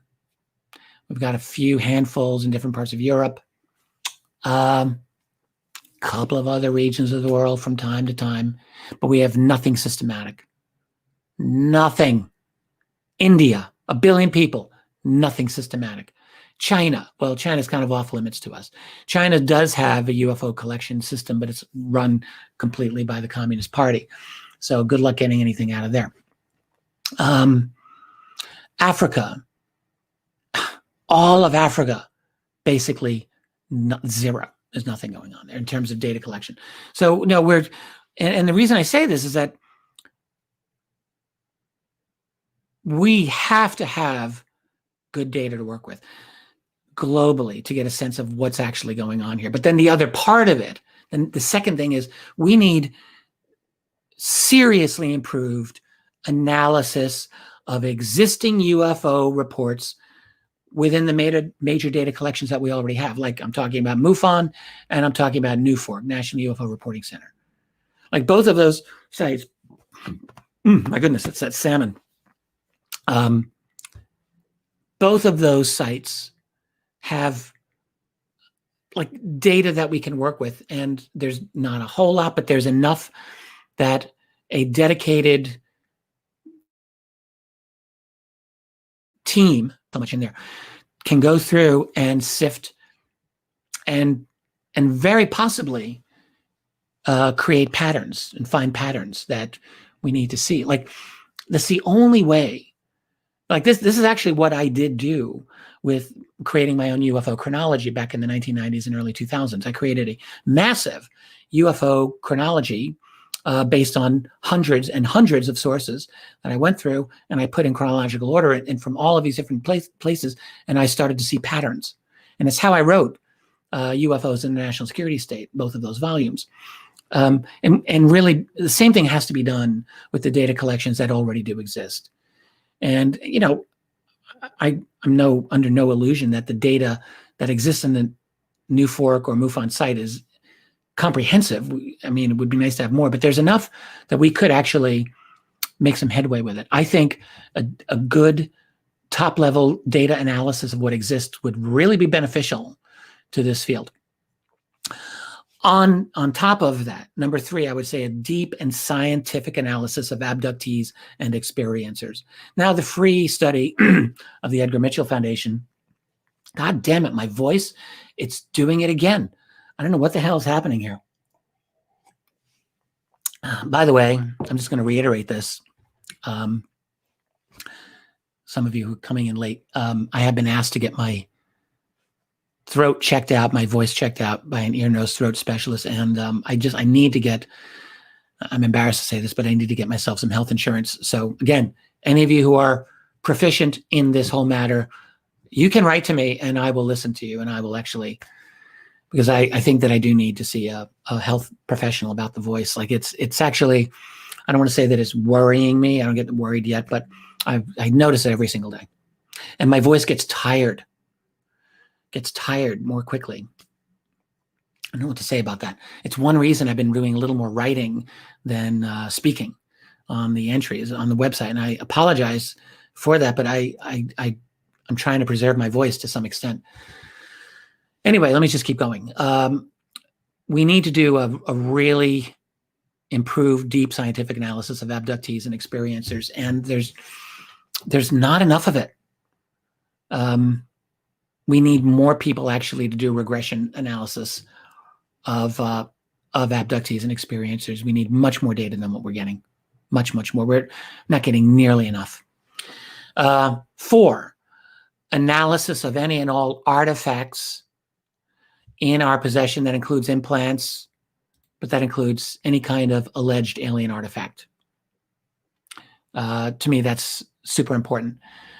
And then another thing I would just say is, and this is a little more radical, a little more maybe of a stretch, but let's call it a WikiLeaks style cultivation of inside sources relating to the deep state cover-up. And along with an independent analysis from within the labyrinth. I mean, what we need is someone who has a really strong knowledge of the bureaucracy of the world of secrecy, like preferably an insider who really has gone through that, who can help walk us through this and provide some kind of analysis of it. We don't really have it. So I think getting inside sources out on the UFO cover-up, a WikiLeaks style thing, of course, that would bring the hammer down. I mean, look what's happening to Julian Assange right now, the most reprehensible, awful persecution of him by the U.S. government. This is one of the things by the Trump administration that is an absolute shameful black mark on the presidency. I mean, yes, I know it started under Obama and they actually initiated all of that nonsense, but Trump could have ended it and he didn't. And in fact, the thing is, Trump apparently was willing to end it if Assange was to give up his sources on the so-called Russia leak, or the so-called Hillary leak, rather. And Julian Assange, to his credit, would not do it. And so now the people around Trump, and maybe Trump himself, are like, screw you, Assange, we're going to get you. It's reprehensible. Absolutely. Okay, question by, oh, yes, David Coleman. David, I know you're there. And this is actually the final question. We can keep going. I can look up the questions in the chat room. But I like this question, David. I thank you for asking. I'm just going to read it to you. He says, thank you for the glimpses into your garden, especially the obviously alien zucchini. You must share the recipe that could actually use that someday. Let me talk about that first. I like to cook. And as you can imagine, we've been cooking up a lot of zucchini lately because we have a lot of it. There's a couple of good things you can do if you have too much zucchini, you don't know what to do with it. I know people, they bake bread with it, whatever. I don't do that. So take your zucchini. One thing you could do is turn your oven on to 400, slice your zucchini up into little slices, little round slices, put them on the baking tray, and you can season them how you wish. We'll put a little bit of salt, a little bit of seasoning, and Tracy and I have learned to put shredded Parmesan cheese on that. Not the cheap stuff you buy at the store, but you can get a little nicer Parmesan, like a shredded Parm, basically, and put that on the zucchini, put that in the oven for like 15 minutes, and man, that is absolutely delish. Try it. Wait until they like brown a little bit. You really want that. The other thing you could do is one thing that it's easier, frankly. Oh, when you're still baking it, another thing you could do is make zucchini pizza. So that's when you slice it just the same way, a little salt, some marinara sauce, some spaghetti sauce, basically, and some cheddar or mozzarella cheese on top of that, like pizza. And you cook that 15 minutes, perfecto. It's a nice zucchini pizza. You like it. The other thing that I do that's actually easier nowadays is I just chop it up into cube it, and fry it. And I throw in all kinds of, like, you can throw in some peppers, some spicy peppers is nice. Like if you have cayenne pepper, chop that up, throw it in there a little bit, as much as you like. I mean, you got to be careful with that. Sweet pepper is delicious with this. Tomato chop up some tomato, put that in, just basically fry it up, mix it up. The other thing that I'll do is if you want to make it into a meal with a little more, make it a little more filling, cut up a potato or two, if you can handle the starch. And you want to cook the potato first. The way to cook a potato real quick and easy in a frying pan is chop it up into small cubes, right? Put a little bit of water in the pan, a little bit of olive oil too, but mostly water. Turn that heat on high, throw those potatoes in the pan, cover it, and just let the water soften the potato. Keep an eye on it, maybe like do that for 5 or 10 minutes, drain off the water, put a little more olive oil in there, and then throw your zucchini in and all the other stuff. This way, the potato will cook, because the potato is going to need more time to cook, basically what I'm saying. And you then have the whole thing cooked together, and it is freaking delicious, also very satisfying. It's a nice meal. So that's one way to use up the zucchini. I mean, zucchini on its own is kind of bland. It's kind of tough to make it work, but you can do nice things with it. And it's a good food. Like, there's a lot of good things about it. But the grilled zucchini, that's a recipe I learned from Tracy. And that's actually the tastiest, not grilled, baked on the baking pan. It's really the tastiest way to do it. It's really nice. Okay, done with the zucchini. Let's move on to David's actual question here. My question this time is a more personal one. This Halloween, I will turn 50. Congratulations. I am definitely apprehensive about the state of the world at this milestone, as we all are. But I'm not worried about life running out or anything like that. My health is relatively good. I don't have any blood family, but I have my dog Scorpia, whom I love as a daughter. And that is very, very nice and very sweet. And I'm glad you have Scorpia, David.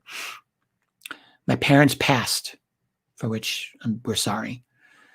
So I'm not expecting to have to deal with that again. Looking back, I see each decade of my life has a unique quality to it. I can see how time has matured me at 20 plus years of age, 30 plus. At 20 is like I'm figuring myself out. At 30, I finally arrived. And now into my 40s, I'm finally taken seriously. Yay. My question is, any thoughts, advice, or reflections for someone just about to enter this decade of life? What does it bring to the table in terms of how you look at it and how others treat you? Is this really going to be the get off my lawn stage? Thank you. I love you all. And thank you, David, for the question. Yeah, I'm 58, so I've been in this decade for a while, and I know some of you watching this are even older still. I would say, yeah, when I look at milestones, so the first stressful milestone I had was 30. And that's when I realized that, oh shit, I'm actually going to die one day. Because that's what 30 is all about, really.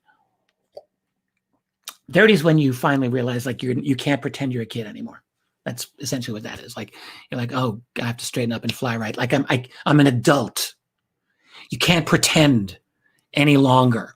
Because what happens when you're 30 is you realize you had all of these goals as a kid when you're growing up. And when you're 30, it's inevitable. Like, you ask yourself, have I achieved those goals? And almost every single time, no one has really.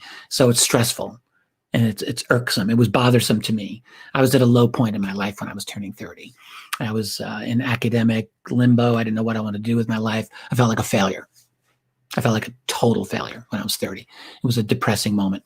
What happens in your 30s is for me, is like, that's the decade in which you get your shit together and you work and you create the professional person you're going to be, which I did in my 30s. I actually turned things around. And so by the time I turned 40, that was a good decade. That was a good age. I was happy to turn 40. And like you, David, when I turned 50, it was more stressful for me.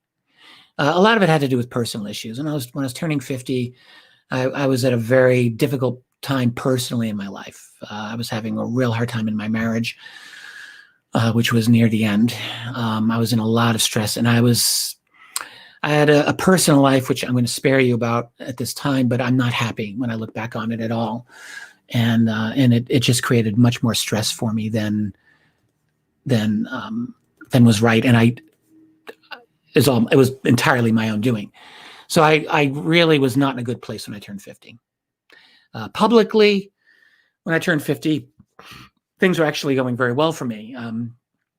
I'd recently published a couple of books, and I was about to publish another one, and that was like things were happening in that sense. But on a personal level, I was totally stressed out and actually very deeply unhappy.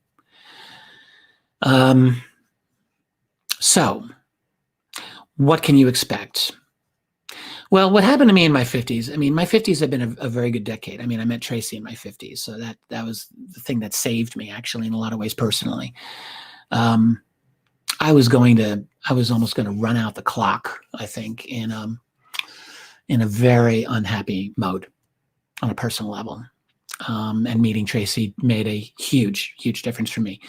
But that's not answering your question.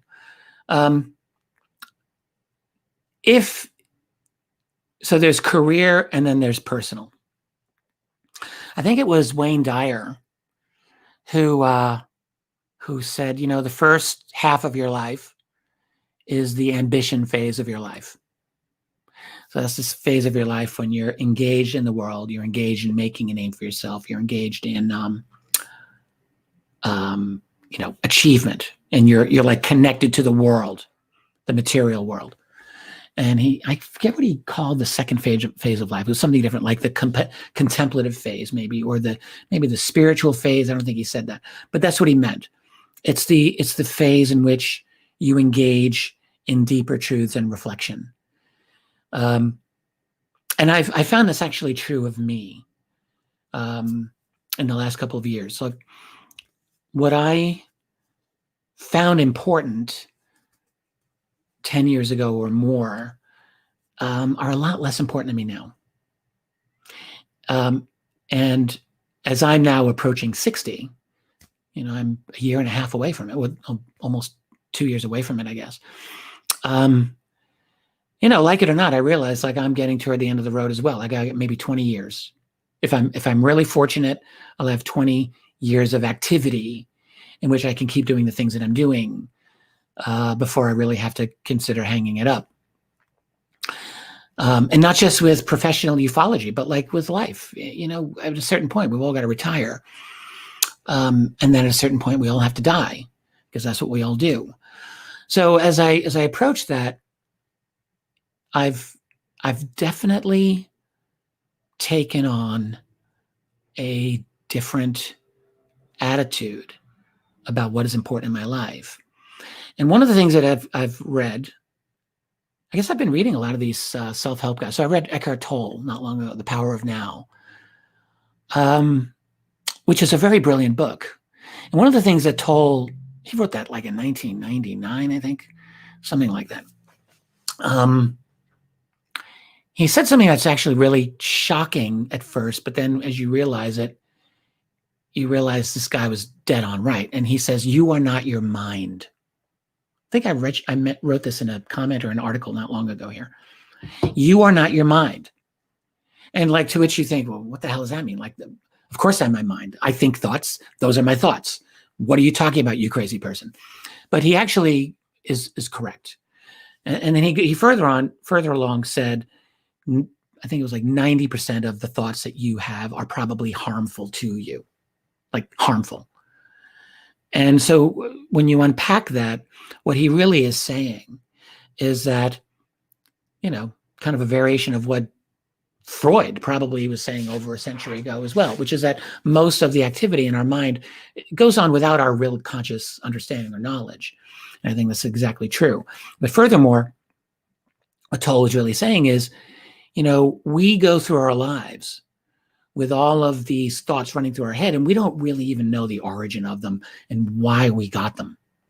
But inevitably, it has to do with formative years of our life, things that happen to us and around us that we reacted to, that create personalities that then become solidified as we become an adult.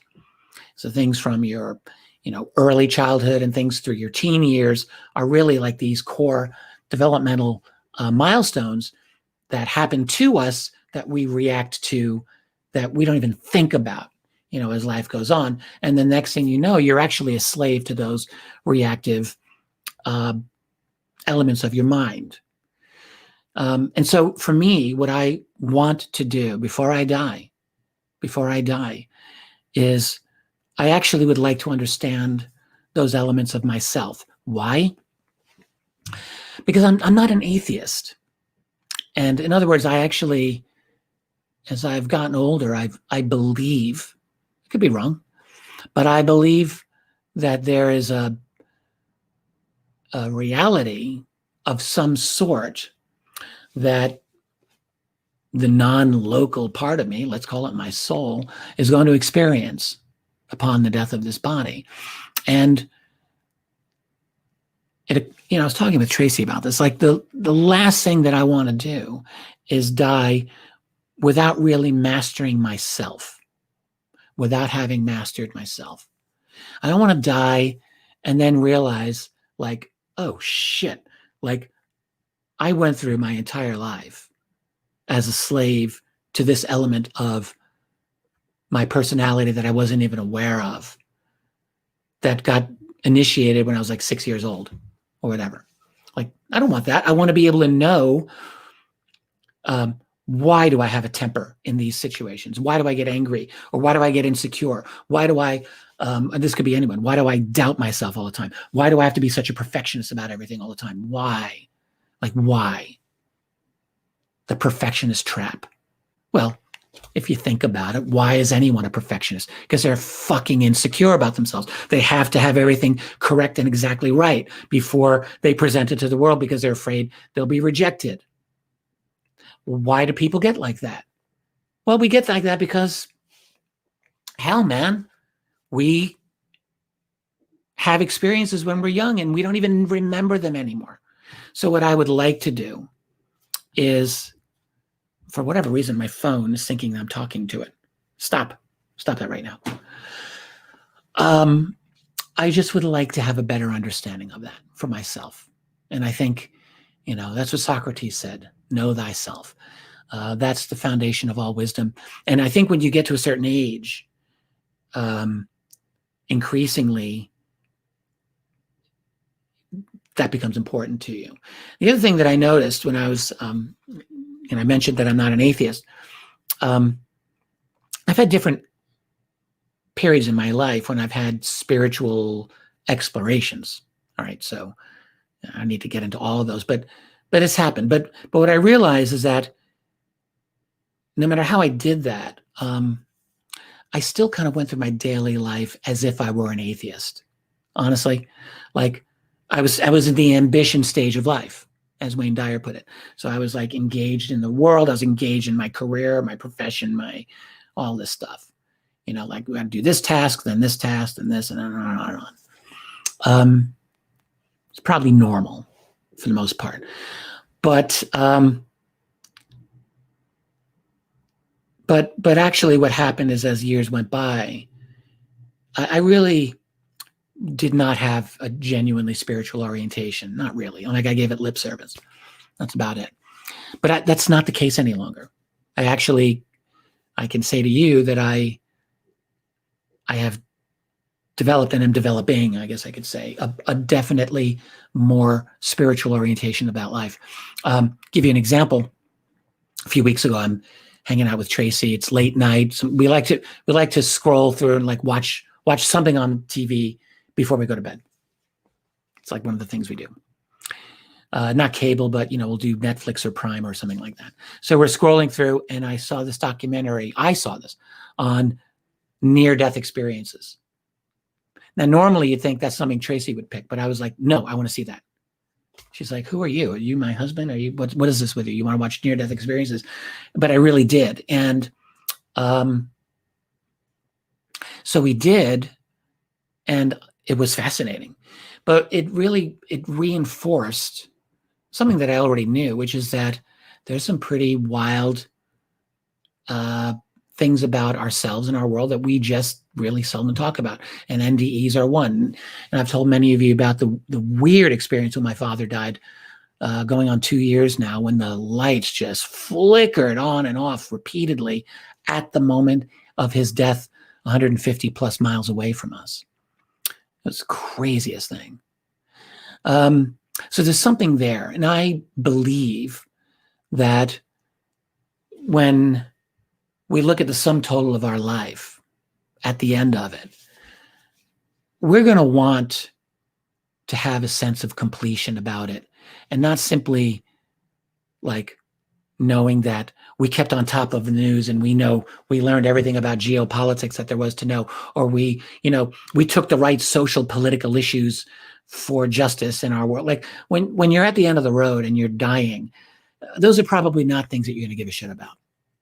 What you're really going to care about is, who are the people I love? Who are the people who love me? Have I lived my life in a way that I'm proud of on a personal level? Like, I have a strong feeling that's the thing that's going to matter to me more than anything else. And as I was saying earlier, have I gained enough knowledge of myself that I can consider myself a complete human being? So I think, to me, that's the transformation that I see myself in the midst of now. And I like that transformation, I honestly can say. So from the age of ambition to the age of, gosh, I wish I could remember what Dyer said, how he put it, but you get the idea. The age of contemplation, the age of introspection, the age of wisdom, maybe something like that. And the other thing that happens, of course, is I will say, because of the rapidity, the swiftness of global change is happening around us, I have to admit I have found myself being left behind by a lot of the transformation that's going on in this world. And I mean, I don't like to say this, but I end up thinking nostalgically more than I ever did about my earlier years, like the 1970s and 80s, and music of that time, and comedy of that time, and culture of that time. And, that's like a classic sign that you're an old person, not in touch, not in step with what's happening in today's world. But I have to, I have to own it. I have to be honest about it. And it's true. So like, I ask myself, am I just checking out of contemporary global culture because I just don't like dealing with it? And there's part of me that doesn't want to deal with it. And that's not a good thing in a sense, because like, I realize, like, I have a job like this. Doing what I do is my job. Knowing about UFOs it's my passion, but it's my job.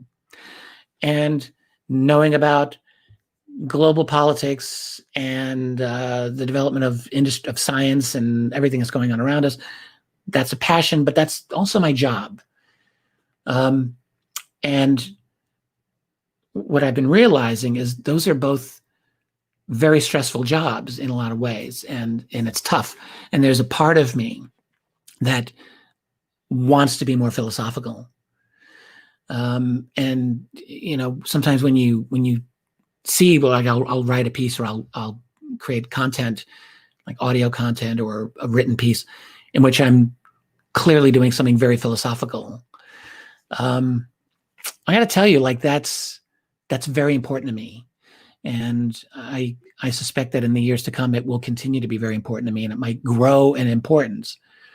So it doesn't mean that I'm leaving all that other stuff behind, but things shift in proportion as to, how we become interested in them as we age, or at least I can say that on a personal level about myself.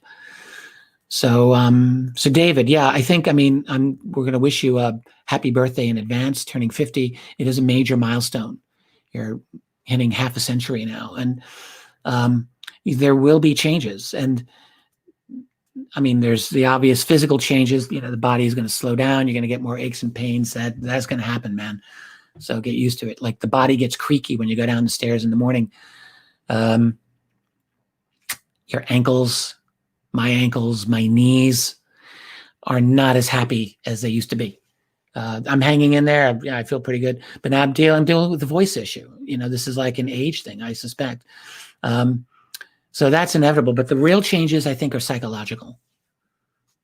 You'll find yourself going through psychological changes. And I think this is something else that I've had to come to terms with. we create images of ourselves, as we're maturing, as we're growing up. I'm this kind of a person, and we tend to hang on to those images even after we've outgrown them. Like, that's something that I have definitely encountered in my 50s. I think of myself in a certain way, or I had thought of myself in a certain way, even when I actually was no longer that way, when I had actually outgrown it and had moved past it. But my official version of what I would tell myself hadn't actually caught up to the psychological reality and the physiological reality of what I was.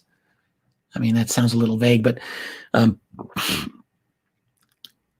that's actually what happened. Like, we go through psychological changes, and I think it's important to keep tabs of them and to become aware. So I think one thing that's good for all of us, and I don't do this enough either, but I'm doing it more than I used to, is check-in time.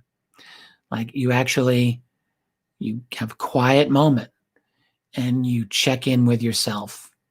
I guess people call that meditation. It's probably a good idea, but you can check in with yourself in a conscious way and ask yourself,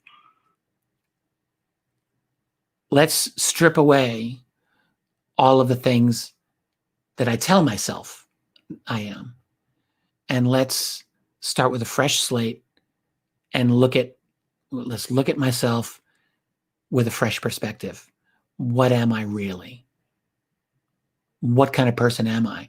And then the other thing, and I'll probably wrap up with this part of the question, is how honest with myself can I be? How honest can I be with myself? That's a tough question. That's a question you have to come back to 10 times, 20 times, 100 times, 1,000 times. Because you get to a certain level of honesty about yourself, and then you realize, yeah, I can actually go a little bit further. And then, a little more time goes by and you just keep going. It's kind of what I was getting at earlier in the part of this. So I think that happens more as you get past 50. At least for many people, it does. So that's what it is. It's I think you're moving toward a philosophical part of your life, most likely. And all of you other over 50s, back me up here. So David Coleman writes, Jim Crowell writes, 60 and 70 is awesome too. Nice to hear that, Jim. Jay King writes, meditation might cover all the bases. Seriously. Yes, I'm inclined to agree with you, Jay. Meditation and prayer sounds, we're not in a culture where we talk about prayer very much, but really ask yourself, what is prayer? It's simply a focused form of getting outside your ego, talking to your God, right? And what is your God? Is your God something that's outside you? That's the guy, a big white guy with a white beard sitting on a throne? No, not really, no. Where is your God? Well, God, I believe God resides in the void of your consciousness. And all I mean by that is, and this is going back to Eckhart Tolle, where he says, all that stupid chatter that goes on in your mind, like 90+% of it is total bullshit that is harmful to you. And what do monks do? What do meditators do? They quiet their mind down and stop the chatter, the endless yapping that goes on. The endless yapping that's very useful for us to function in the ordinary world, right? For your 9 to 5 and for whatever, but prevents you. It really does prevent us from experiencing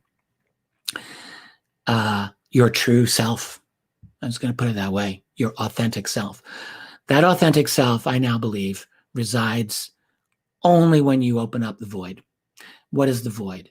You got to quiet yourself down enough, and you got to open out a space where you're not talking in your mind. And at first, when you do it, it's like, this is boring. What the hell am I doing with this?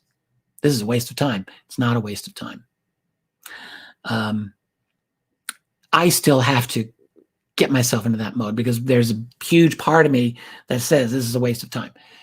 But I know that it isn't. I know it's incredibly valuable. By opening up that void, you can actually, I really believe this, you experience that part of you that is the true non-local connection to the intelligence and love of the universe, of God. That's your connection. But you can only hear it when you just shut your mind up.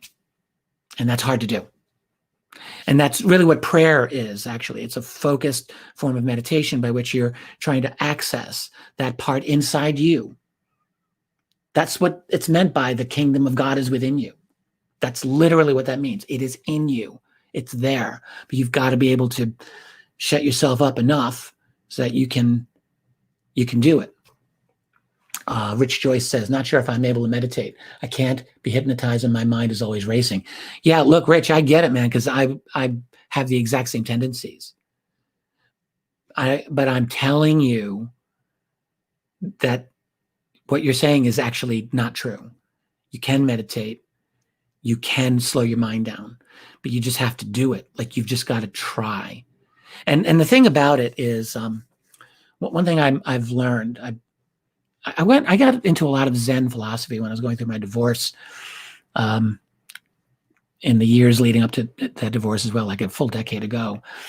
Zen was really helpful to me, I have to say. And one of the things about Zen that I've kept with me all this time is the idea of not beating yourself up when you're not perfect, which is all the time, because like we're never perfect ever. And you're never going to achieve the level of the Buddha, so just stop. You're never going to be Gandhi, so just stop. You're a human being. You get pissed off, you get angry, you get jealous, you get, whatever. And that's just what happens. But the thing about Zen is it's all about, of course, being conscious and being in the moment. That's Zen. You are aware in the moment. And of course, usually we're not. We spin out, we're racing in our mind. But with Zen, the idea is you do your best to quiet your mind. And if you don't do it, you don't beat yourself up about it. You just go back. You have to have patience. And what ends up happening is that you actually change your mind. Like, you literally change the workings of your mind. You're able to slow it down. You're able actually to be more aware of yourself and of your surroundings. And look, I have a long, long, long, long way to go with that. I am no Zen master, not even close. I see Tracy's saying something here. You can work your mind toward it slowly. It's hard to go from 100 to 0 chatter. Wish I was there to mention some ways. Yep. Tracy's right. Like, she's really good at this. She's way, way more advanced than I am. Tracy's been a meditator for probably decades, and a really good meditator. Like, Tracy just does it. And yeah, when you're back here, my love, you should talk about this because it's really important. But for myself too, like I can definitely understand it and appreciate it. So Rich, I would just say, I know about the racing mind. My mind races all the time. And one thing that I have to keep working at is slowing it the hell down. It's really important. So I'm a neophyte novice at that. But I hope, as time goes by, I won't be. And I'll be able to report back on my progress in that regard. So Rich says, what happens exactly? Is it like sleep? No, I don't think so. I don't think it's like sleep. I think, if you're awake, if you're in the middle of the day and you meditate, you're not likely to fall asleep. You might get into a very, very calm state, perhaps, and maybe you'll fall asleep. But what happens basically is you try not to think. And I know that sounds crazy because you're always going to be thinking. You're like, I'm trying not to think. But eventually you actually will. And you try to get like a 1 second gap where you're not thinking, or a 2 second gap where you're not thinking, where it's blank. A 3 second gap where all you're doing is observing without thinking. It's actually possible. I've done it. Not for an extended period, but I've done it. And you're simply trying to to take those little victories and lengthen them out. So it's the space between your thoughts. Think of it that way. And that's a good starting point. And it can take you to good places. And I'm seeing a lot of really good comments of people who've really gone in that. So Kirsten, I have the power to post links. I don't know if that's a joke or if that's a serious thing there, but so anyway, okay, that's good. How are we doing here for time? It's 8:20. We've been going for 2 hours and 20 minutes or so. This has been a lot of fun. I'm not necessarily ending this here. I probably went on a little long about the whole change of life thing when you turn 50, but hey, what can I say? I found it resonated with me, and I really wanted to talk about it. I told David Wenbird I'm going to come back probably, David, to your extended statement, and I think that I'll want to take that as maybe as a separate answer for him. Also, I'll ask you guys that if you have other questions that are coming up, I actually would be grateful if you wanted to email those to me. You could send them through Kirsten, through member host email, or you can send them directly to me through the member site email. I'm up for getting more answer form type questions. I think I have 1 or 2 decent ones that I've got ready that I can handle, but there's not a big backlog. And so I would be actually quite interested in, and by answer form, I simply mean I'll do a separate dedicated recording for that alone. That might be 10 or 15 minutes that I can post on the site. So definitely do that. And before we wrap up, I will just say again what I started off with, which is the website wish list. Okay, so I've talked about this with Tracy, and I think Tracy and Kirsten were talking about this, so the 3 of us, this whole idea of things you like about the website, things that you would like to see improved about the website. What's your wish list? And send those ideas to us. I would like to know. We would like to know. So any other questions that are coming up right now? I'm looking at the chat bar. I see Sherry there. Sherry, I didn't even notice you there before. Good to see you. Welcome. Thank you for all of the amazing work that you do. Okay, and Bob McGuire is a mindful meditator for more than 50 years. Holy crap, man. He said, I feel it is more about being in the moment and staying focused and keeping the crap out of that. That is my understanding as well, Bob. And my limited, for a couple of years when I was doing more yoga than I do now, which is 0, but I did a lot of yoga. I see 7, 6, 5, 4 years ago, that whole period of time. I was meditating at that time as well. And I was having some very good meditating experiences, and it was all Zen meditation, kind of the way Bob is describing it, I think. So it's like you create a void. And I was getting up to like 10, 15 minutes for me. I mean, I wasn't a amazing meditator by any means, but I found it good. And then, it was bad on me that I stopped doing it. So, Alistair talks about listening to Rockaway Beach by the Ramones. Sure. Haven't listened to that song in a while. I was a huge fan of the Ramones back in the day. Any other questions? We may be getting toward the end. I'm not going to lie to you guys. My voice is not at 100% strength. I probably shouldn't do this for a lot longer, but I've got a little bit of gas left in the tank and a little bit of oomph left in here. So I would be happy actually to deal with any other questions. I see Kirsten mentioned to send all wish lists to her. Yes, thank you, Kirsten. That's really the best place. Give them to Kirsten. You guys just have to know, and I mean, a lot of you are here now, but like our moderators and our member hosts, in fact, I think you're all here. Mark H was here. Jay and Sherry are here. Bob is here. Kirsten is here. I just want you guys to know how very important you are to Tracy and me, and how much, I really even can't tell you how much, like, can't put into words how grateful we are for the incredible work that you all do. It's really, I can't put it into words. It's beyond that. And to all of you who are here, who are just members of the site, supporting me and what I do, and me and Tracy and what we do. Again, like, I really feel like we've got a community here that is just so special, so supportive of each other. I mean, this whole thing, when I did the article on the debate, the presidential debate, good grief, the shitstorm. I did that with some trepidation, because, like, who the hell wants to write publicly on Trump versus Biden today? Like, I sure as fuck did not want to do that. Pardon my language, but I just didn't want to. I was afraid.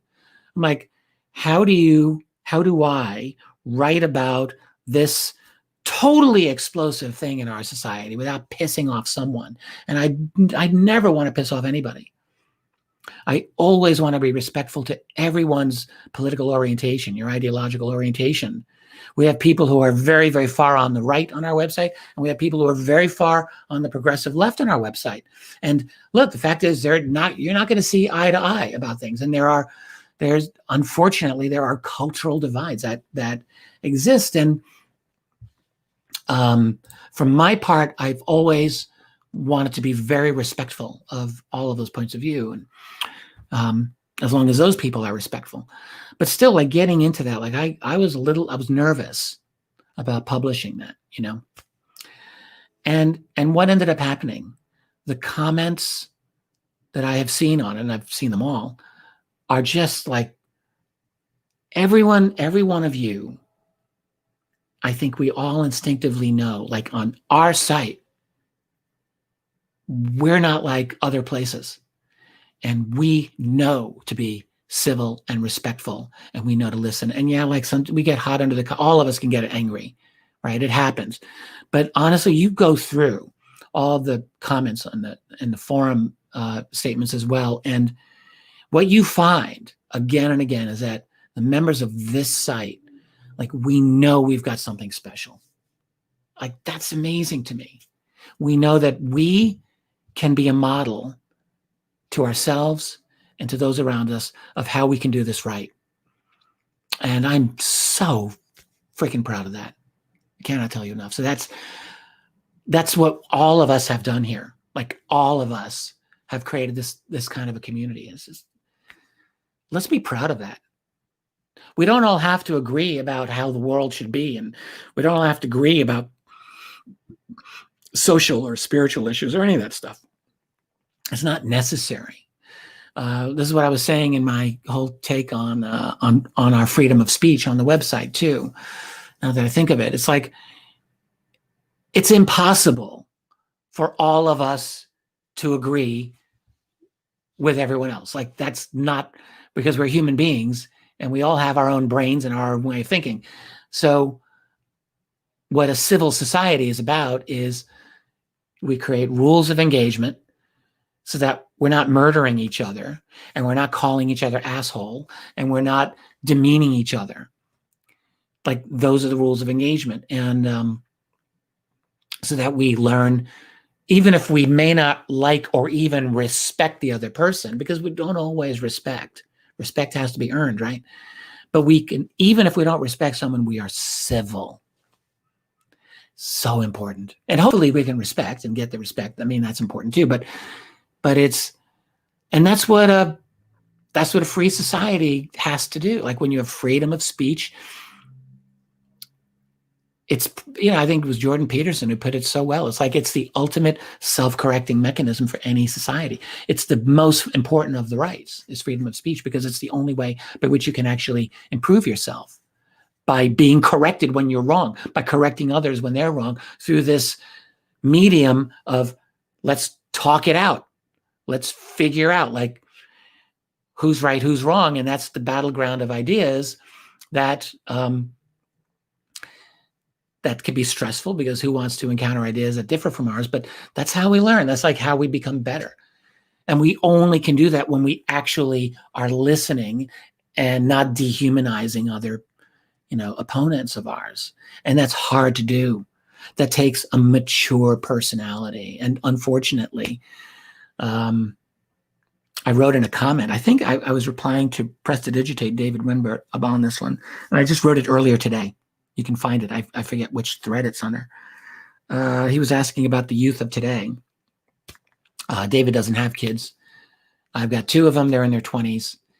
And, I can't even remember what the question was. I remember what I wrote, though. And it was all about, like, I actually really believe, like, we've developed the last few generations of very, unfortunately, increasingly, not universally, but increasingly brittle, psychologically brittle young adults. By brittle, I mean kids who, young people who just, they were raised differently. Parenting styles have changed. You all know what I'm talking about here. So that, and kids are not allowed to play. Like something as simple as unstructured, unsupervised play. I want to come back to this, actually. This is really important to me personally. I think it's a super important element that we've destroyed. Letting kids run around without supervision to play. It's how they learn how to resolve conflicts. They got to figure that shit out on their own. It's how they develop any kind of psychological strength, is by unsupervised play. And we've just taken that all away from them. It's like they don't even have that anymore. But anyway, so these young people are growing up used to getting everything their own way. And so they get old enough and they scream and they want things their own way now. There's not this ability. They're basically kept in a state of permanent infantilization. And now we've developed a global society that's making it more and more difficult for people even to go out and get jobs. Lots of millennials living with mom and dad these days. It's very difficult. So I don't know what the hell got me into that whole thing. Anyway, I've been yammering on long enough. My mind goes races as well. So, oh my goodness, Technomage, thank you very much for that. Everyone, I just really, it's really been nice. Gets me right here. So, and I guarantee you, Tracy's the exact same way where she is right now. And I'm guessing a number of you feel the same way. We're having a nice little love fest. Yeah, I guess this is probably a good time for us to wrap it up. I hope you all don't mind. I'm going to make another hot cup of tea. I do have to do something about this voice. Again, any health insurance advice, particularly if you live in New York State or if you know the system, I'm not ashamed to take your advice. I would like to know, in terms of getting decent insurance, I've got to deal with it. I've got to deal with it. Tracy and I are a great team. We do a lot of things together really well. And for whatever reason, we have not been able to get our shit together on this one. So she'll agree. Our administrative skills in that one have slipped a little bit, and we're not really where we want to be. And my dear old mom, who's constantly on my case about getting health insurance. So I should do it for her as well. Okay, everyone, really want to thank you. I'm seeing some really funny remarks in there. Thanks, everyone, for being here. And again, send some answer form questions along the way, some specific questions that you may have. I actually would be up for them. If you can't think of any, I'll think of some. I've got a few ideas myself, but I would be very happy to answer your specific questions as well. So everyone, stay safe, stay sane, stay happy, stay healthy. Don't let the bastards get you down, and let's keep fighting the good fight. I'm going to say good night to all of you, and love to everyone. And Tracy, my dear wife, you can give me a call anytime. I'll be around. I love you. And everyone else, thank you so much. Catch you all soon, okay? We'll do an AMA. We won't wait this long before the next one, and we'll get that whole thing happening. Take care, everyone. Bye for now. Love you all.